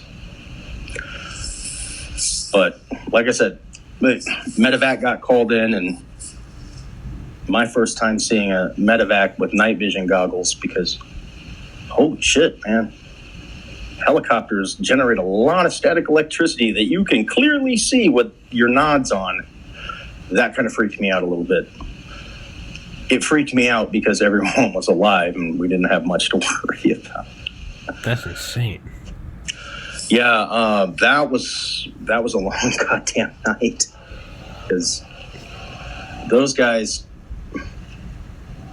thank God for that little embankment, because like I said, a rollover, that usually kills a couple of guys. But, you know, guys got banged up pretty bad, but everybody lived. And it was super weird to see the muzzle of a tank buried 3 feet into the gravel. Just, man, this shit is unnatural. Yeah. But you got to do shit like that because nobody died. You got to go, man, holy shit, look at, man, this is weird. Because nobody died. Yeah. We lost a couple of guys, and then who gives a shit about the vehicle? Yeah. Yeah, so that's my not supposed to be this way. Yeah. Not supposed to be this way stories. What? That vodka one is brilliant. What vodka one? That's a story I heard from someone. Wow. Yeah. Did I ever tell you about the fire suppression system going off? No, you did not. Let's do it. Okay. This is essentially my first time driving not in a it's my first time out at Fort Irwin. I'm down in the driver's hole, being tickled pink to drive this behemoth around, and we are doing some kind of simulated shit.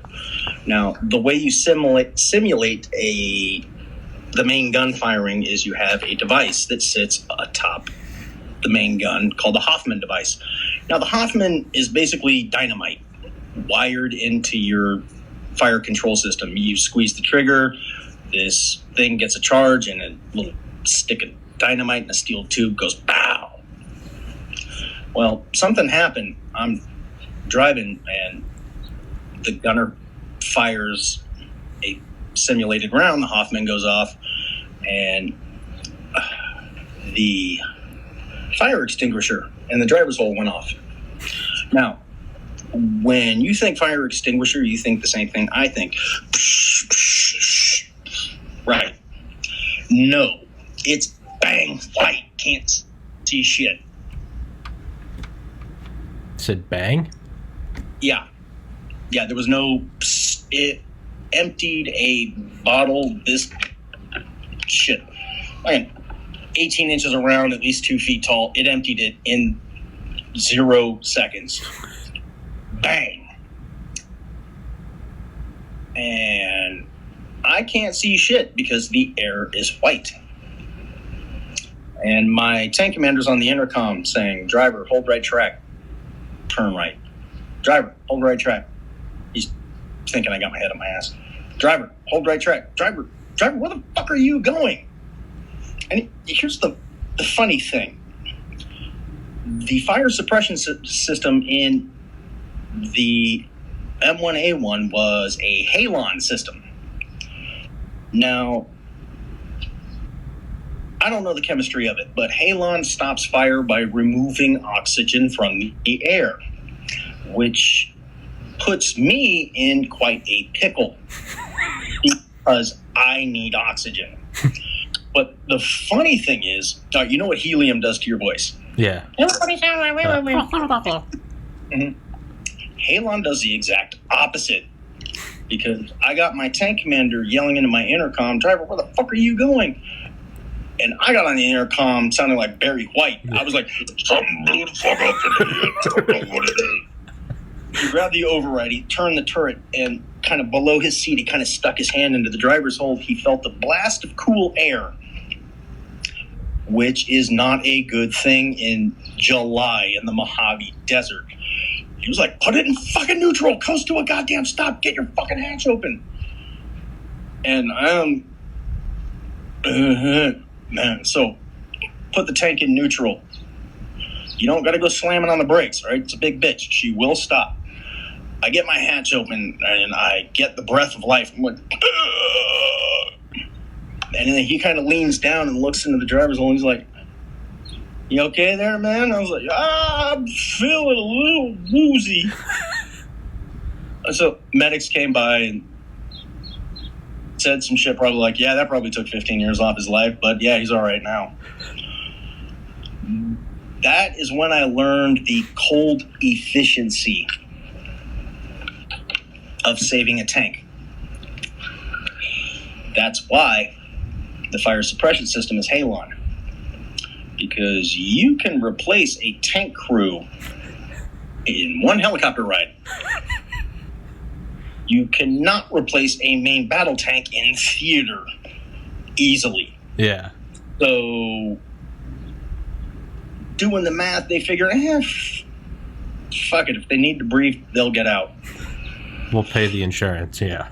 Yeah. Yeah, that was a lesson in the mathematics of modern warfare. Yeah, we can get a new crew, but shit, man, we can't get a new tank. So. Yeah, that takes a C5 Galaxy, a bunch of fuel, or I don't know, it's a big deal. Or fuck it, they don't need oxygen. Or just I don't know, write a couple letters, pay some insurance, and keep the tank in there. Department of Defense regrets to inform you that your son is dead because fuck him. I didn't like him anyway. But yeah, that he was died. You'll be happy to know that the Abrams is fully operational. Here's a DVD on fun facts about the Abrams. Oh shit! Back in the days when History Channel used to show that shit. I know, man. I forgot to mention.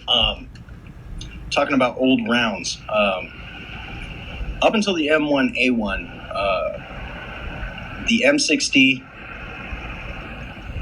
through most of its iterations, and the first series of the M1 had a 105 millimeter rifled gun. What do they call it now? The mobile gun system? The Striker with a 105 millimeter gun. Oh, yeah. There's a large stockpile of very diverse ammunition available for the 105. Whereas the Abrams, you essentially get canister, sabot, and heat. Beehive rounds were still a thing. Those are flechette rounds that you can fire from your tank and turn your tank into the ultimate dart-throwing murder machine. And evidently, there's still stockpiles of that lying around. And Jesus. I guess I don't even know if the modern mobile gun system can use it, but holy shit, a flechette round. A 105 millimeter flechette round. Oh, I would consider giving at least 2 toes to have a 120 millimeter flechette round. To go along to the canister round, just to say it's fuck all y'all season. What exactly is a flechette round? I know like vaguely what it is. I might be able to provide you with a visual aid because that's the kind of guy I am. Beautiful. I said might strenuously. I added strenuously later, as the record will show. Nah, shut up, you. Damn it. You're all right. Why you gotta call me out like this? I'm sorry. That's all right. That's all right. Just wait till I bust out the visual aid that I made sure I had before we started. Okay, flechette rounds. You can still find them for shotguns. They're finned darts. I don't know what the size of the ones in the 105 millimeter were, but shit, man. I know you can buy 12 gauge flechette rounds with 3/4 inch projectiles, something like that. Jesus. Well, I mean, it makes sense. Something like Vietnam, it was super easy for flechettes to penetrate cover because they're fucking darts, man. They're gonna go through that shit. Yeah. But yeah, it's shit, man. God damn it. All right. Now I'm an asshole. Yeah, they're finned darts that like I said, I wish I knew how many of them went into a main gun. Man, Jesus. I am absolutely clueless. Do you think that they're the same size and just like a whole lot of them, or do you think they scale up to actual darts? That's an excellent question because I really don't know the answer. Knowing Army procurement methods, it would make sense to buy one size flechette and just fill it up. 20,000 of them into one shell. But sometimes Uncle Sugar don't always make the goodest of sense. Sometimes. Other times, he makes perfect sense. Hang on a second. I'm ducking off screen for a quick second here just to check one more tiny drawer full of random shit. Fine, no rush. It's all right, so what's your next question, dog? You talked about this last time, but I figure we'll go over it again. What is it like in the cabin when the cannon blasts? What is it like when the main gun goes off inside of the cabin? And I remember I was surprised at your answer last time. Yeah, it's inside the turret. Yeah. All right, now, down in the driver's hole is different because you're a lot closer to the dangerous end of the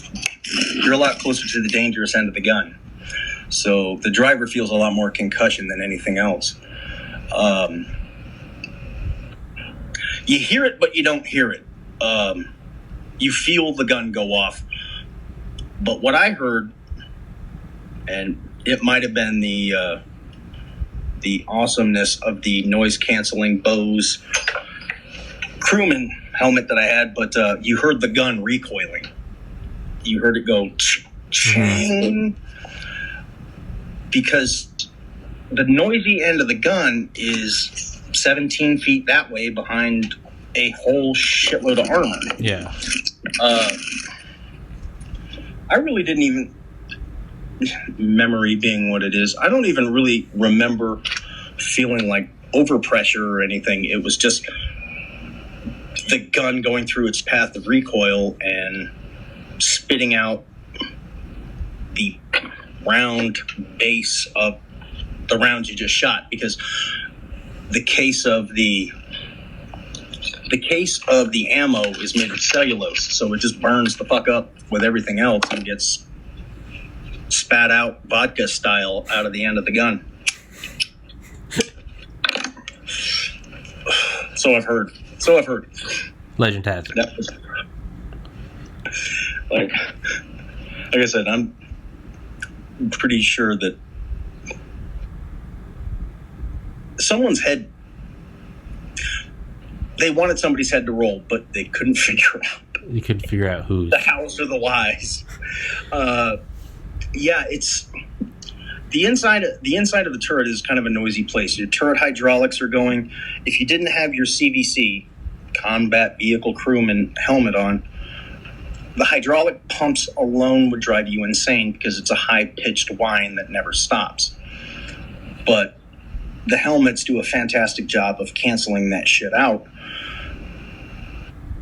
So the hydraulics aren't as loud, but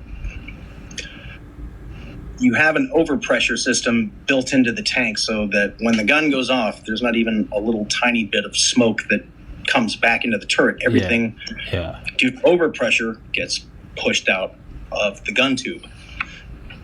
It's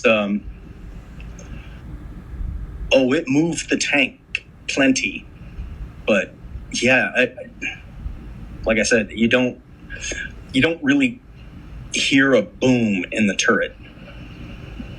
The driver, yeah, he gets a much better dose of it. But yeah, inside the turret, it's actually, I'm not going to say anticlimactic because the sound of the gun recoiling is still fucking awesome. It sounds like a gigantic 1911 going, or that's, once again, my caveat, that's how I remember it. But like I said, inside the turret, it's a noisy place filled with 3 dudes and a shitload of things that go boom. Yeah. Once again, let's go back to Fury.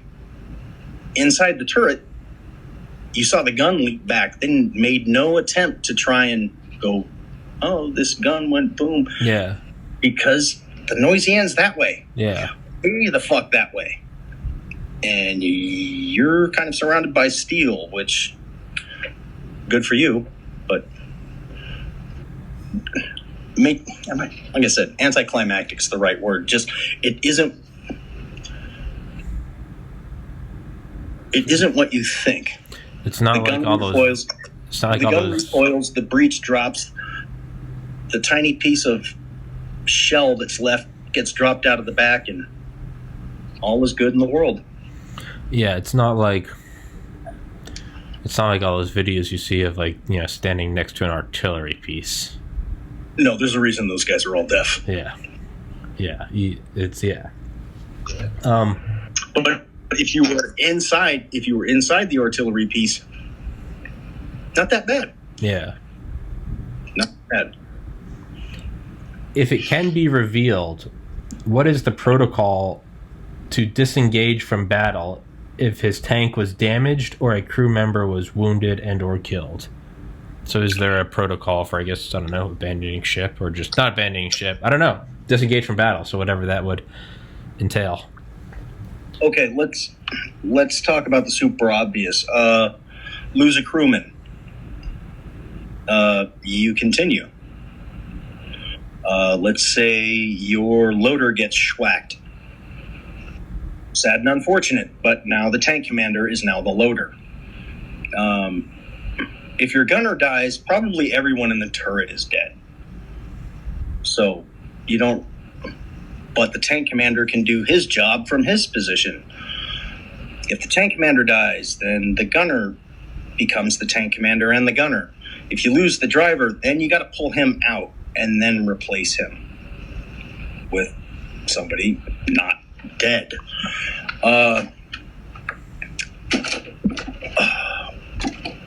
I hear the phrase like disengage. I'm assuming my tank got busted and I am no longer combat effective.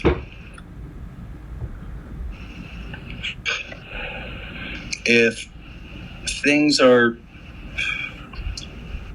sporty enough and the tank cannot be recovered by tank recovery guys, tank mechanics in those gigantic behemoths that they drive around in, those are the guys that recover you, usually.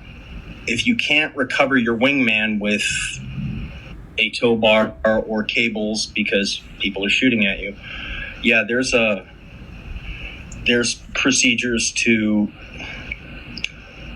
deny the vehicle to the enemy so that nothing of importance can be recovered from it. Mm-hmm. And it's all pretty obvious, and I'm not going to get into detail, but it involves thermite. Exactly where you place the thermite. Yeah. And well, it's the same thing in Black Hawk Down. That's like the important thing is like they want to get the bodies, but they're also like, dude, you got to go melt those avionics because that will be sold to the highest bidder. Yep. If someone could reach into the loader's hatch and somehow break the fuck out of that radio mount, mm-hmm. And I'm pretty sure there's a market somewhere for encrypted FM radios. I'm sure. Yeah. Now, so strategically placed thermite grenades in very key locations, and you burn that bitch up. If your wingman can recover you, if someone has a set of tow bars,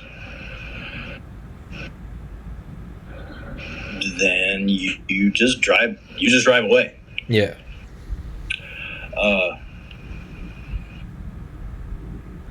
Oddly enough, didn't really practice that. Now, it might be because I was out at Fort Irwin and our job was to dress and act like Russians. Go figure. But we didn't practice a lot of battlefield recovery. And I wasn't on a first name basis with our tank mechanics because, knock on wood, I never blew a power pack, which your engine transmission is in one piece called a power pack. I never blew a power pack, and I never threw a track off of a tank. So I didn't know those guys too well. You had some guys, drivers that were kind of slack with their maintenance and even worse with their driving. When they throw a track, yeah, then you got to get the tank mechanics out there, get the track, break it, line it up, drive the tank onto it, secure it back up, tension it back, and then drive up. Yeah, it seems like such a bitch to do. Well, I mean, I certainly would never glamorize it. Tanks are still cool to me, but they are a fuck ton of work. And changing track is just one of those things. Like, you hear the phrase, we're getting new track. You hear that with the same sort of joy that you hear IRS audit or anesthesia-free colonoscopy. Like it's just, oh fuck. But if you're many hands make light work, usually your wingman's crew will help with the muscle, and if you're not doing everybody's tank, then all hands are on deck. Everyone's doing some work to help swap out the track. Yeah. If he had worked with, have you any work? I'm having a stroke. Have you worked with any other older tanks previously, or even in training, and how did they stack up to the M1? So have you fucked with any other tanks? Yes, I have. Say what? Yeah, I've got inside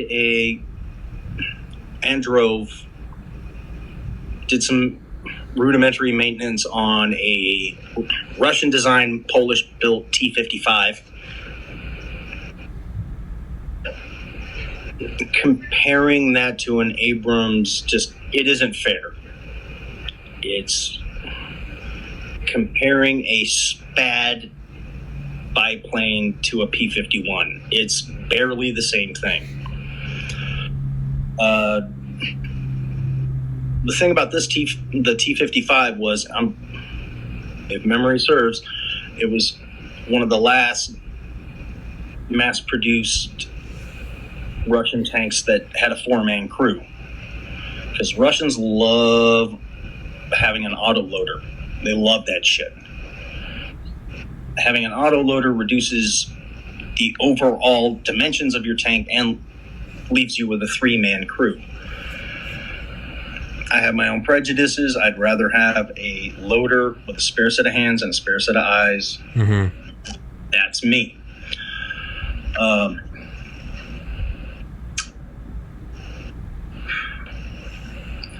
remember getting into the T-55 and just going,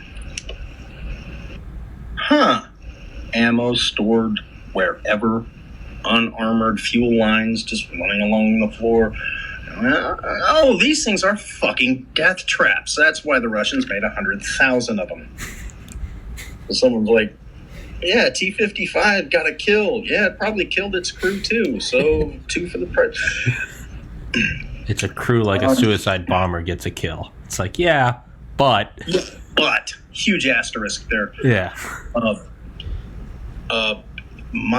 It was my first experience with a manual transmission tank.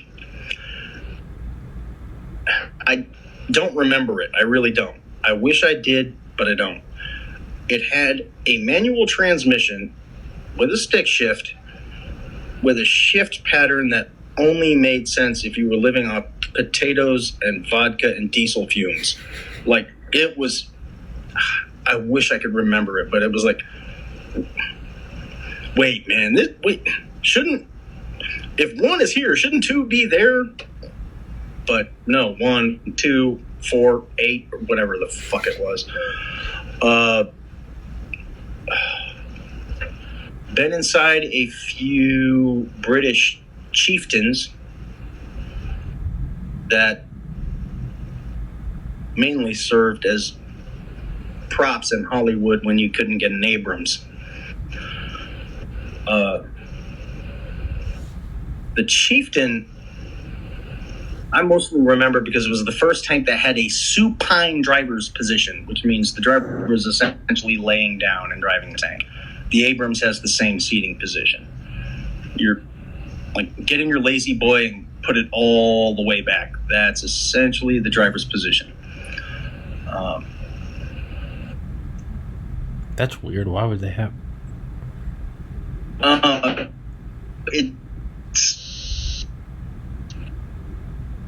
If I have to guess, it's got to do with item number one, constantly driving while you're buttoned up instead of the old school M60 days where your driver was driving with its head out all the time because you did that shit in an Abrams, your egg gets crushed. Yeah.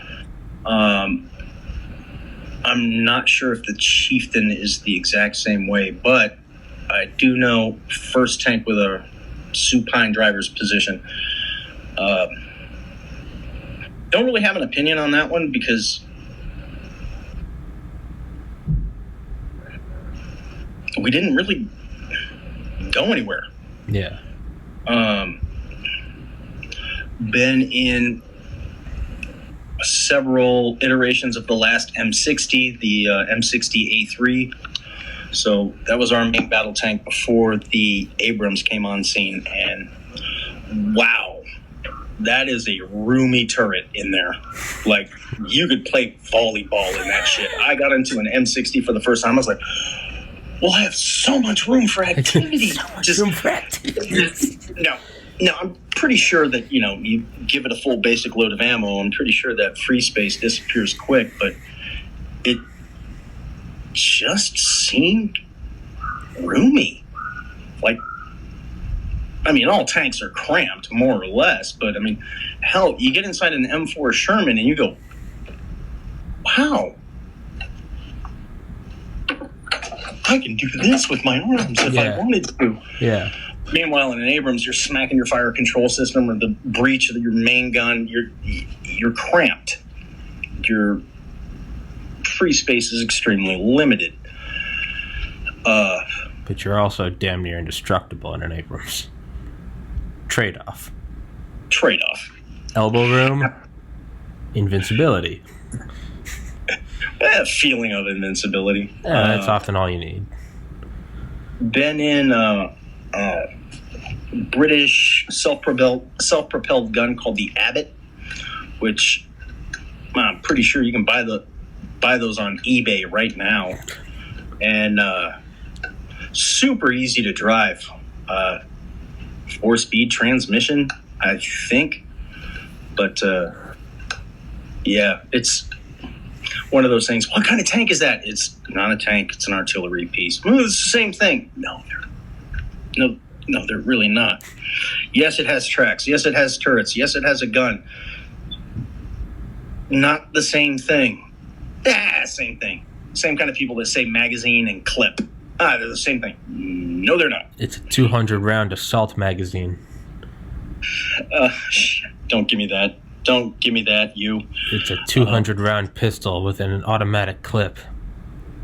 It's a 30 magazine clip. Oh, Jesus, the worst kind. Been inside a couple of different Shermans, and I'm not going to say roomy, just because I'm sure if they had the technology we had today, they would cram it with just as much shit as we did. But, little things were weird. You had power traverse for the turret, but elevation and depression of the gun was controlled manually, and the trigger was a foot switch. My first thought is, you get a guy with new boots, he's accidentally going to shoot somebody like, oh shit, I forgot the trigger. That's what it is in Fury though, right? It's a foot switch, and just the idea of a 5-man crew, a driver, assistant driver, which is also the bow gunner, loader, gunner, tank commander. Many hands make light work, man. That shit sounded awesome to me. Yeah. Keep in mind, I didn't have to go to war in one, so yeah. So my evidence of it is anecdotal, but the Sherman I found really interesting because its modularity. Okay, you were buttoned up and you took a round and you got a jack-in-the-box explosion where your turret pops off. Okay, well, your division tank mechanics, so I could resurface the turret ring and slap a new turret on there. good fucking luck doing that with a Tiger. You got to get some dude named Heinrich out there with a file and an end mill, because everything was precision fitted and way overcomplicated. And I'm pretty sure I'm going to catch some heat for this, but Tigers, not good tanks. Good optics and a fantastic gun, most definitely. But if that thing, I forget the numbers, if that thing sat in a 15-degree incline, you couldn't turn the turret. The drive motors were not strong enough. The gun was just going to slew to wherever was down and probably break your gunner's arm from turning the manual traverse. They were underpowered, they were unreliable, but they had a fantastic gun and they had great optics. Yeah. Yeah, I'm pretty sure someone's going to go. Someone's going to put a price on my head. How dare he fight the Tigers? Someone's just screaming. Right now, just wee! Greatest sound meme ever. Because I could say it without saying it. Yeah. All right. Yeah. I'm trying to just see. I've been in one or two British armored personnel carriers, and yes, it is not a lie. They all have boiling vessels. To make tea? Well, make tea, heat up water for your rations, a bunch of other shit. But yes, they have a way to make tea. It was one of those things that you hear and you go, sure, right. And everyone has a helmet shaped like a top hat. Yeah. Your goggles are actually two monocles. Yeah. Oh.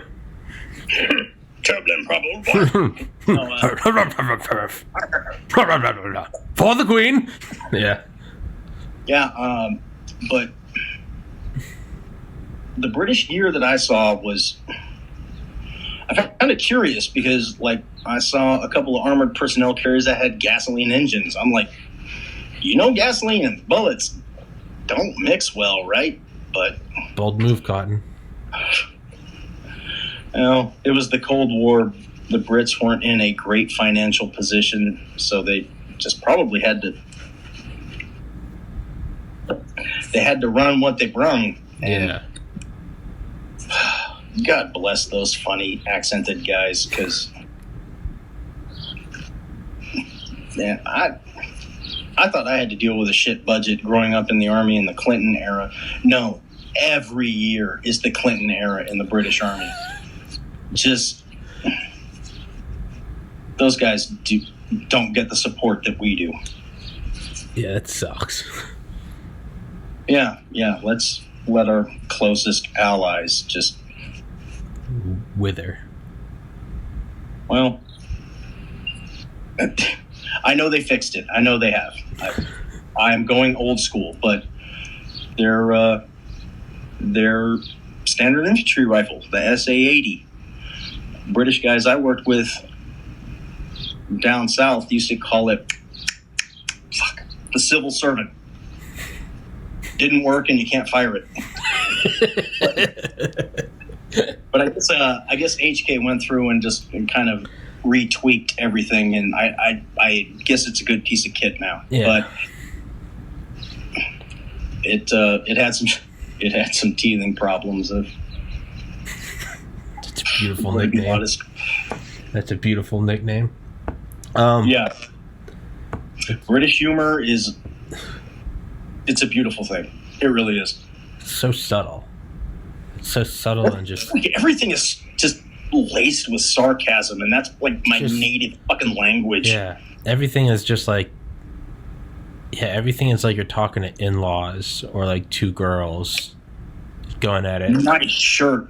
Just not even like at each other's throats. Not like crazy bitch like sorority girls. I mean like middle-aged women like after like half a glass of wine. Just enough that they're just kind of leaning into each other. They're not going for the jugular just yet, but they're certainly just putting needles into each other. Like, oh, okay. I take it you gave up on your diet? Like, just very subtle. Yeah, and they just call it banter. Yeah. I'm like, dude, no, you're not bantering. You're breaking my balls over here. Yeah, you guys are slicing each other's throats. We only have one more question, and then I have a couple questions. But you got to do like 20 more minutes, then we'll wrap it up. I'm fine. Fuck yeah. Which weapon and or weapon system that your enemy used made you fear for... What weapon did the enemy have that scared you the most or made you fear for your crew? So what is the most formidable enemy weapon?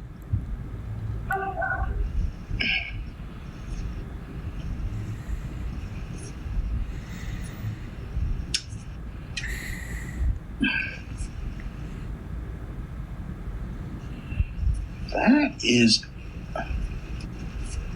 Oh, I can break this down. MI-24 Hind. Dude, back when I was a young cock diesel youngin',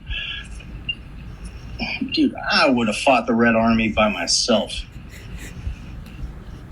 Of course, I would have gotten schwacked, but that's how confident I was. But I didn't worry about their ground attack aircraft because that wasn't really a thing. As much shit as I give fighter jocks, ours are better than theirs. But the Hind, I saw one at an air show and it made my butthole get cold. Like, just, oh dear God. It's coming right at me. It's looking at me. Don't make eye contact. Don't make eye contact, honey. Sir, this is a Wendy's. I'm not even sure if... I know it carried rockets, guns, and, probably a whole bunch of angry Russians in it, but I don't even know if the Hind mounted anti-tank rockets on it, but something about that goddamn bird just seemed vicious. Like, something about that goddamn plane was terrifying. And I don't know what it was. Was it, I grew up in the Rambo 2 era? Wait, that'd be Rambo 3. Rambo 3, where I found out you could drive, shoot, and load a tank all from the same position. Well, duh. Well, if you're Johnny fucking Rambo, you can. But, yeah, the Hind. I have no idea what it was about that thing, but it just seemed... I remember seeing an A-10 flying at low altitude. I know he's on our side because he's in a fucking A-10. But I still got... Oh, fuck. It's looking right at me. It's looking at me. Tommy, it's fucking looking at me. I felt the exact same way about the Hind, and I have no idea if it was reasonable, if it was a acceptable response, but yeah, something about the Hind just... I didn't fear Russian tanks. We could shoot them before they could shoot us. Pretty sure we proved that one. But nowadays, nowadays. Sure thing. Conscript guys doing 2 years, I'm sure they know that system inside and out. Yeah. That is a very sarcastic thumbs up. So, yeah, probably their gunships. Yeah, they seem fucking terrifying. Like I said, I got to see one fly out here at Nellis, and it was awesome to see. But I'll be damned if my blood didn't get cold. Like, oh, shit. Yeah. All right, so that's the opinion I'll stand with is the Hind. Strong answer. So this question is not really based in reality, but after watching Fury, I thought, what would happen if you were able to transport just one Abrams, one M1 or M1A2, whatever the most advanced one is, okay, and go back to the European theater of war in the 40s? Just how many would they eventually be able to stop it with just like carpet bombing? Or would that thing just run like a single, like a one-man train from Omaha to Berlin? Granted, it has fuel and shit. None of that stupid logistic shit. But we had fuel.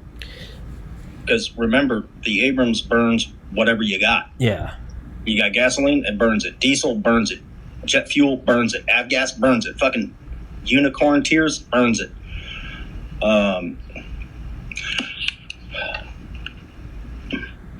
You got 42 rounds on board.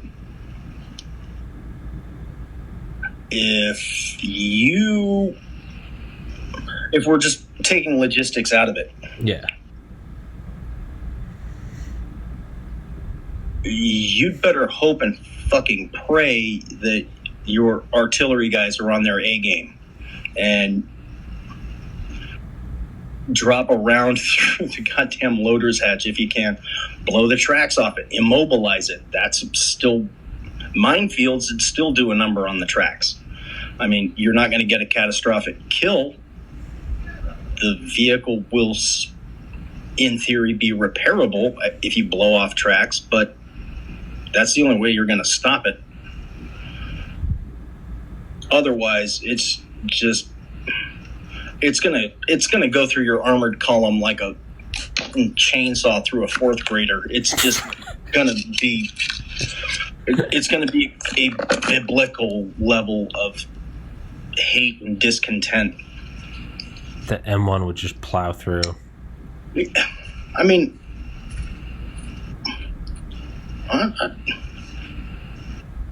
some of those tabletop guys, I'd be interested in talking about, because German artillery was notoriously good, but were they that good? Because what if they use the unless I'm dealing with an unimproved road, I could bump that puppy up to 50 miles an hour and just outrun your artillery screen. What if they use the Sperrer Gustav railway gun? It shot 800 millimeter shells, 81 miles. Don't be there. They could probably think they'd pierce an Abrams with that fucker. Oh yeah, most certainly. Just by sheer physics alone, not even high explosives. Just the weight of the iron in the projectile would. Yeah, it's gonna taco the fucking turret of that thing. But if you. That's not even something I'd worry about, just because, say something like their super guns, all right? Those are fired, corrections are made by forward observers, dudes with binoculars and radios going, left 100, add 100. Mm-hmm. And guys on the gun make the corrections and then fire. In an Abrams, you'd be moving so fast, you'd be left, right, up, down, fuck, shit, god damn it. Yeah. Give me my chocolate. So, Minefield would do a number on it. If you manage to ambush it and blow its tracks off, you would get a mobility kill, which just means the tank ain't driving anywhere, but it'll still kill everything within a 3-kilometer radius of its main gun. Fair enough. And hey, man, the taxpayers got a good deal with the fucking Abrams. Fuck yeah. What do you think is going to... Is it just going to be continually upgraded? Is it going to be like the B-52, where it just keeps kind of getting, brought up to speed? Or is there going to be another... Is something going to replace it? Like the next generation? Like the F-22 or the F-35? Like, is something going to replace it? Or is it just a fucking boss of a system? As much as it pains me to say, I think it'll just fade away. Really? It'll just get moved into war stocks until we happen to fight another nation with a professional army that has tanks. Because I'm pretty sure the Marine Corps just lost most of their tanks. Yeah, I saw that. Because to tank warfare hasn't been a thing since February of 91. Yeah. Tanks don't do well in cities. Tanks don't do well at checkpoints. Tanks kill other tanks, and I wouldn't. If the budget is there, they'll just keep upgrading that bitch as it goes. Yeah. It's too heavy. Got all the infrastructure we need to carry the damn thing. Yeah, you got it's expensive. I don't know if you know what we spend on defense, but it's a lot. So the part that bothered me is when I heard people say it's a gas guzzler. It's a tank. What the fuck is a fuel efficient tank? I mean, what are those numbers? I mean, yes, the Abrams, 2 gallons to the mile. What's an efficient tank? 1 gallon to the mile? Yeah, what discernible difference does it make? 2 3/4 miles? I don't know. I don't know, but having 1,500 horsepower on tap and buckets full of speed when you want it, kind of a hard combo to mess with. Yeah.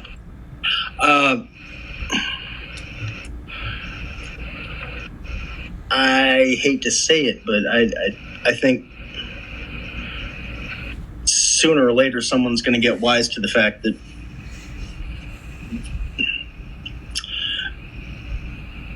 in the kind of fights that we are finding ourselves in, that main battle tanks may not be the bestest choice. Like, that hurt. That hurt to say. Fuck. So I think they'll get put into war stocks until sometime someone else will need a little sprinkle of act right. We'll break them out. We'll train the crews up again and go shoot some shit. Speaking of shoot some shit, you do realize I am sitting on a chair in my garage.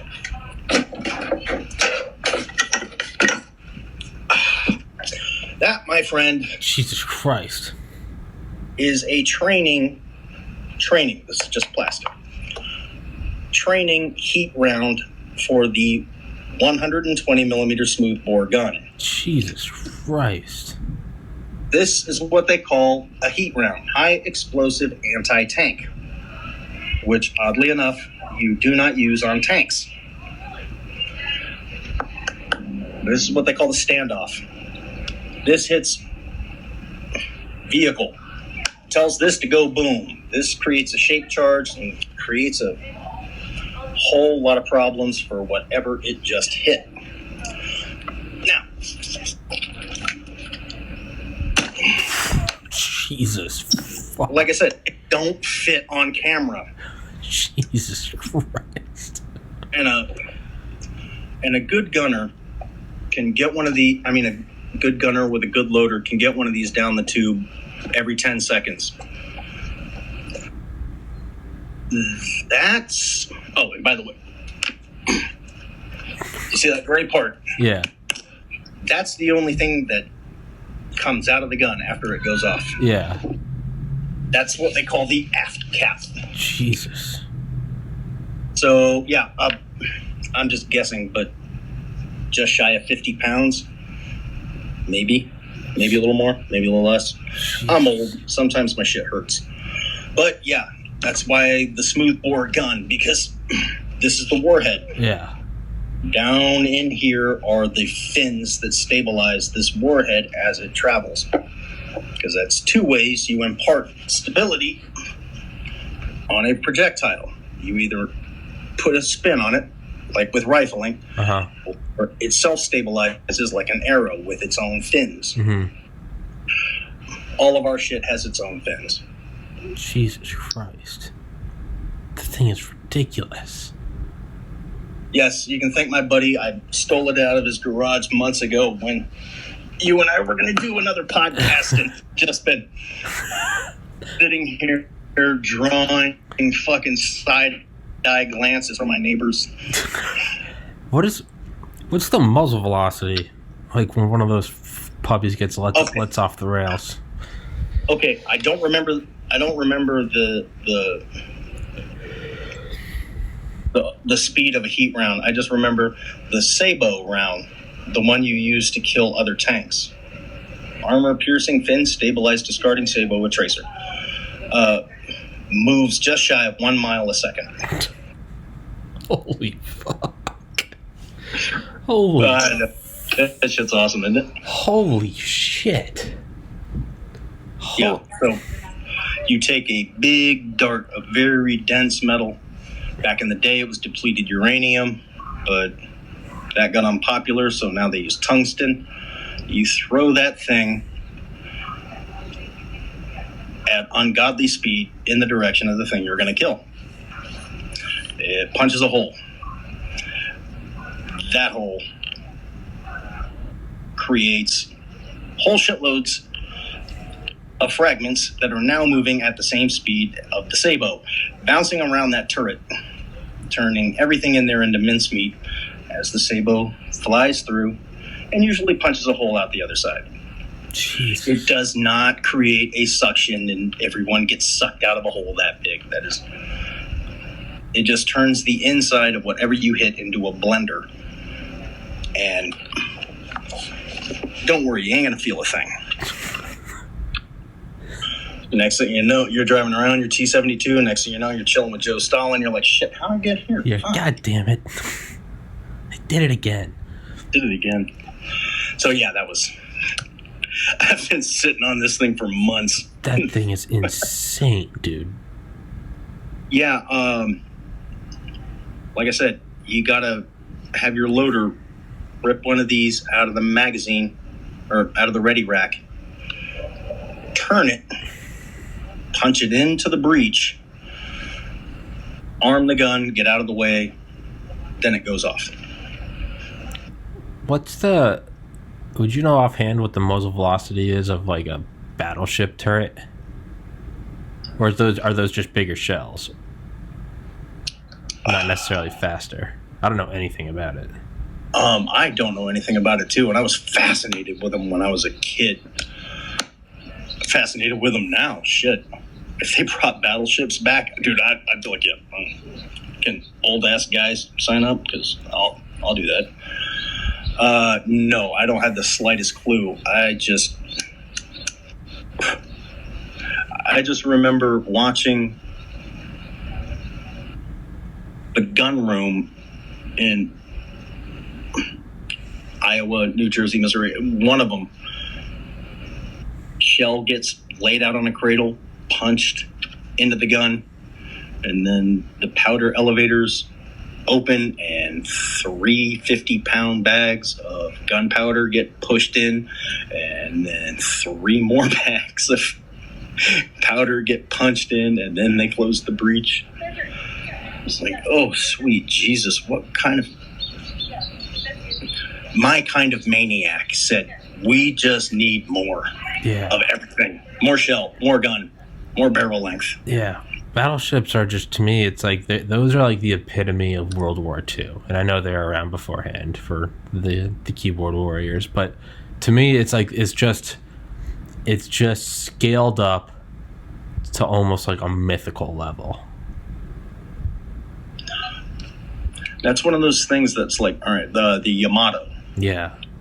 All right, had the biggest guns on any battleship, which means it'll have the biggest guns ever put to sea, 18.1 inches. And they didn't have to worry about transiting the Panama Canal, so our ships were just that wide.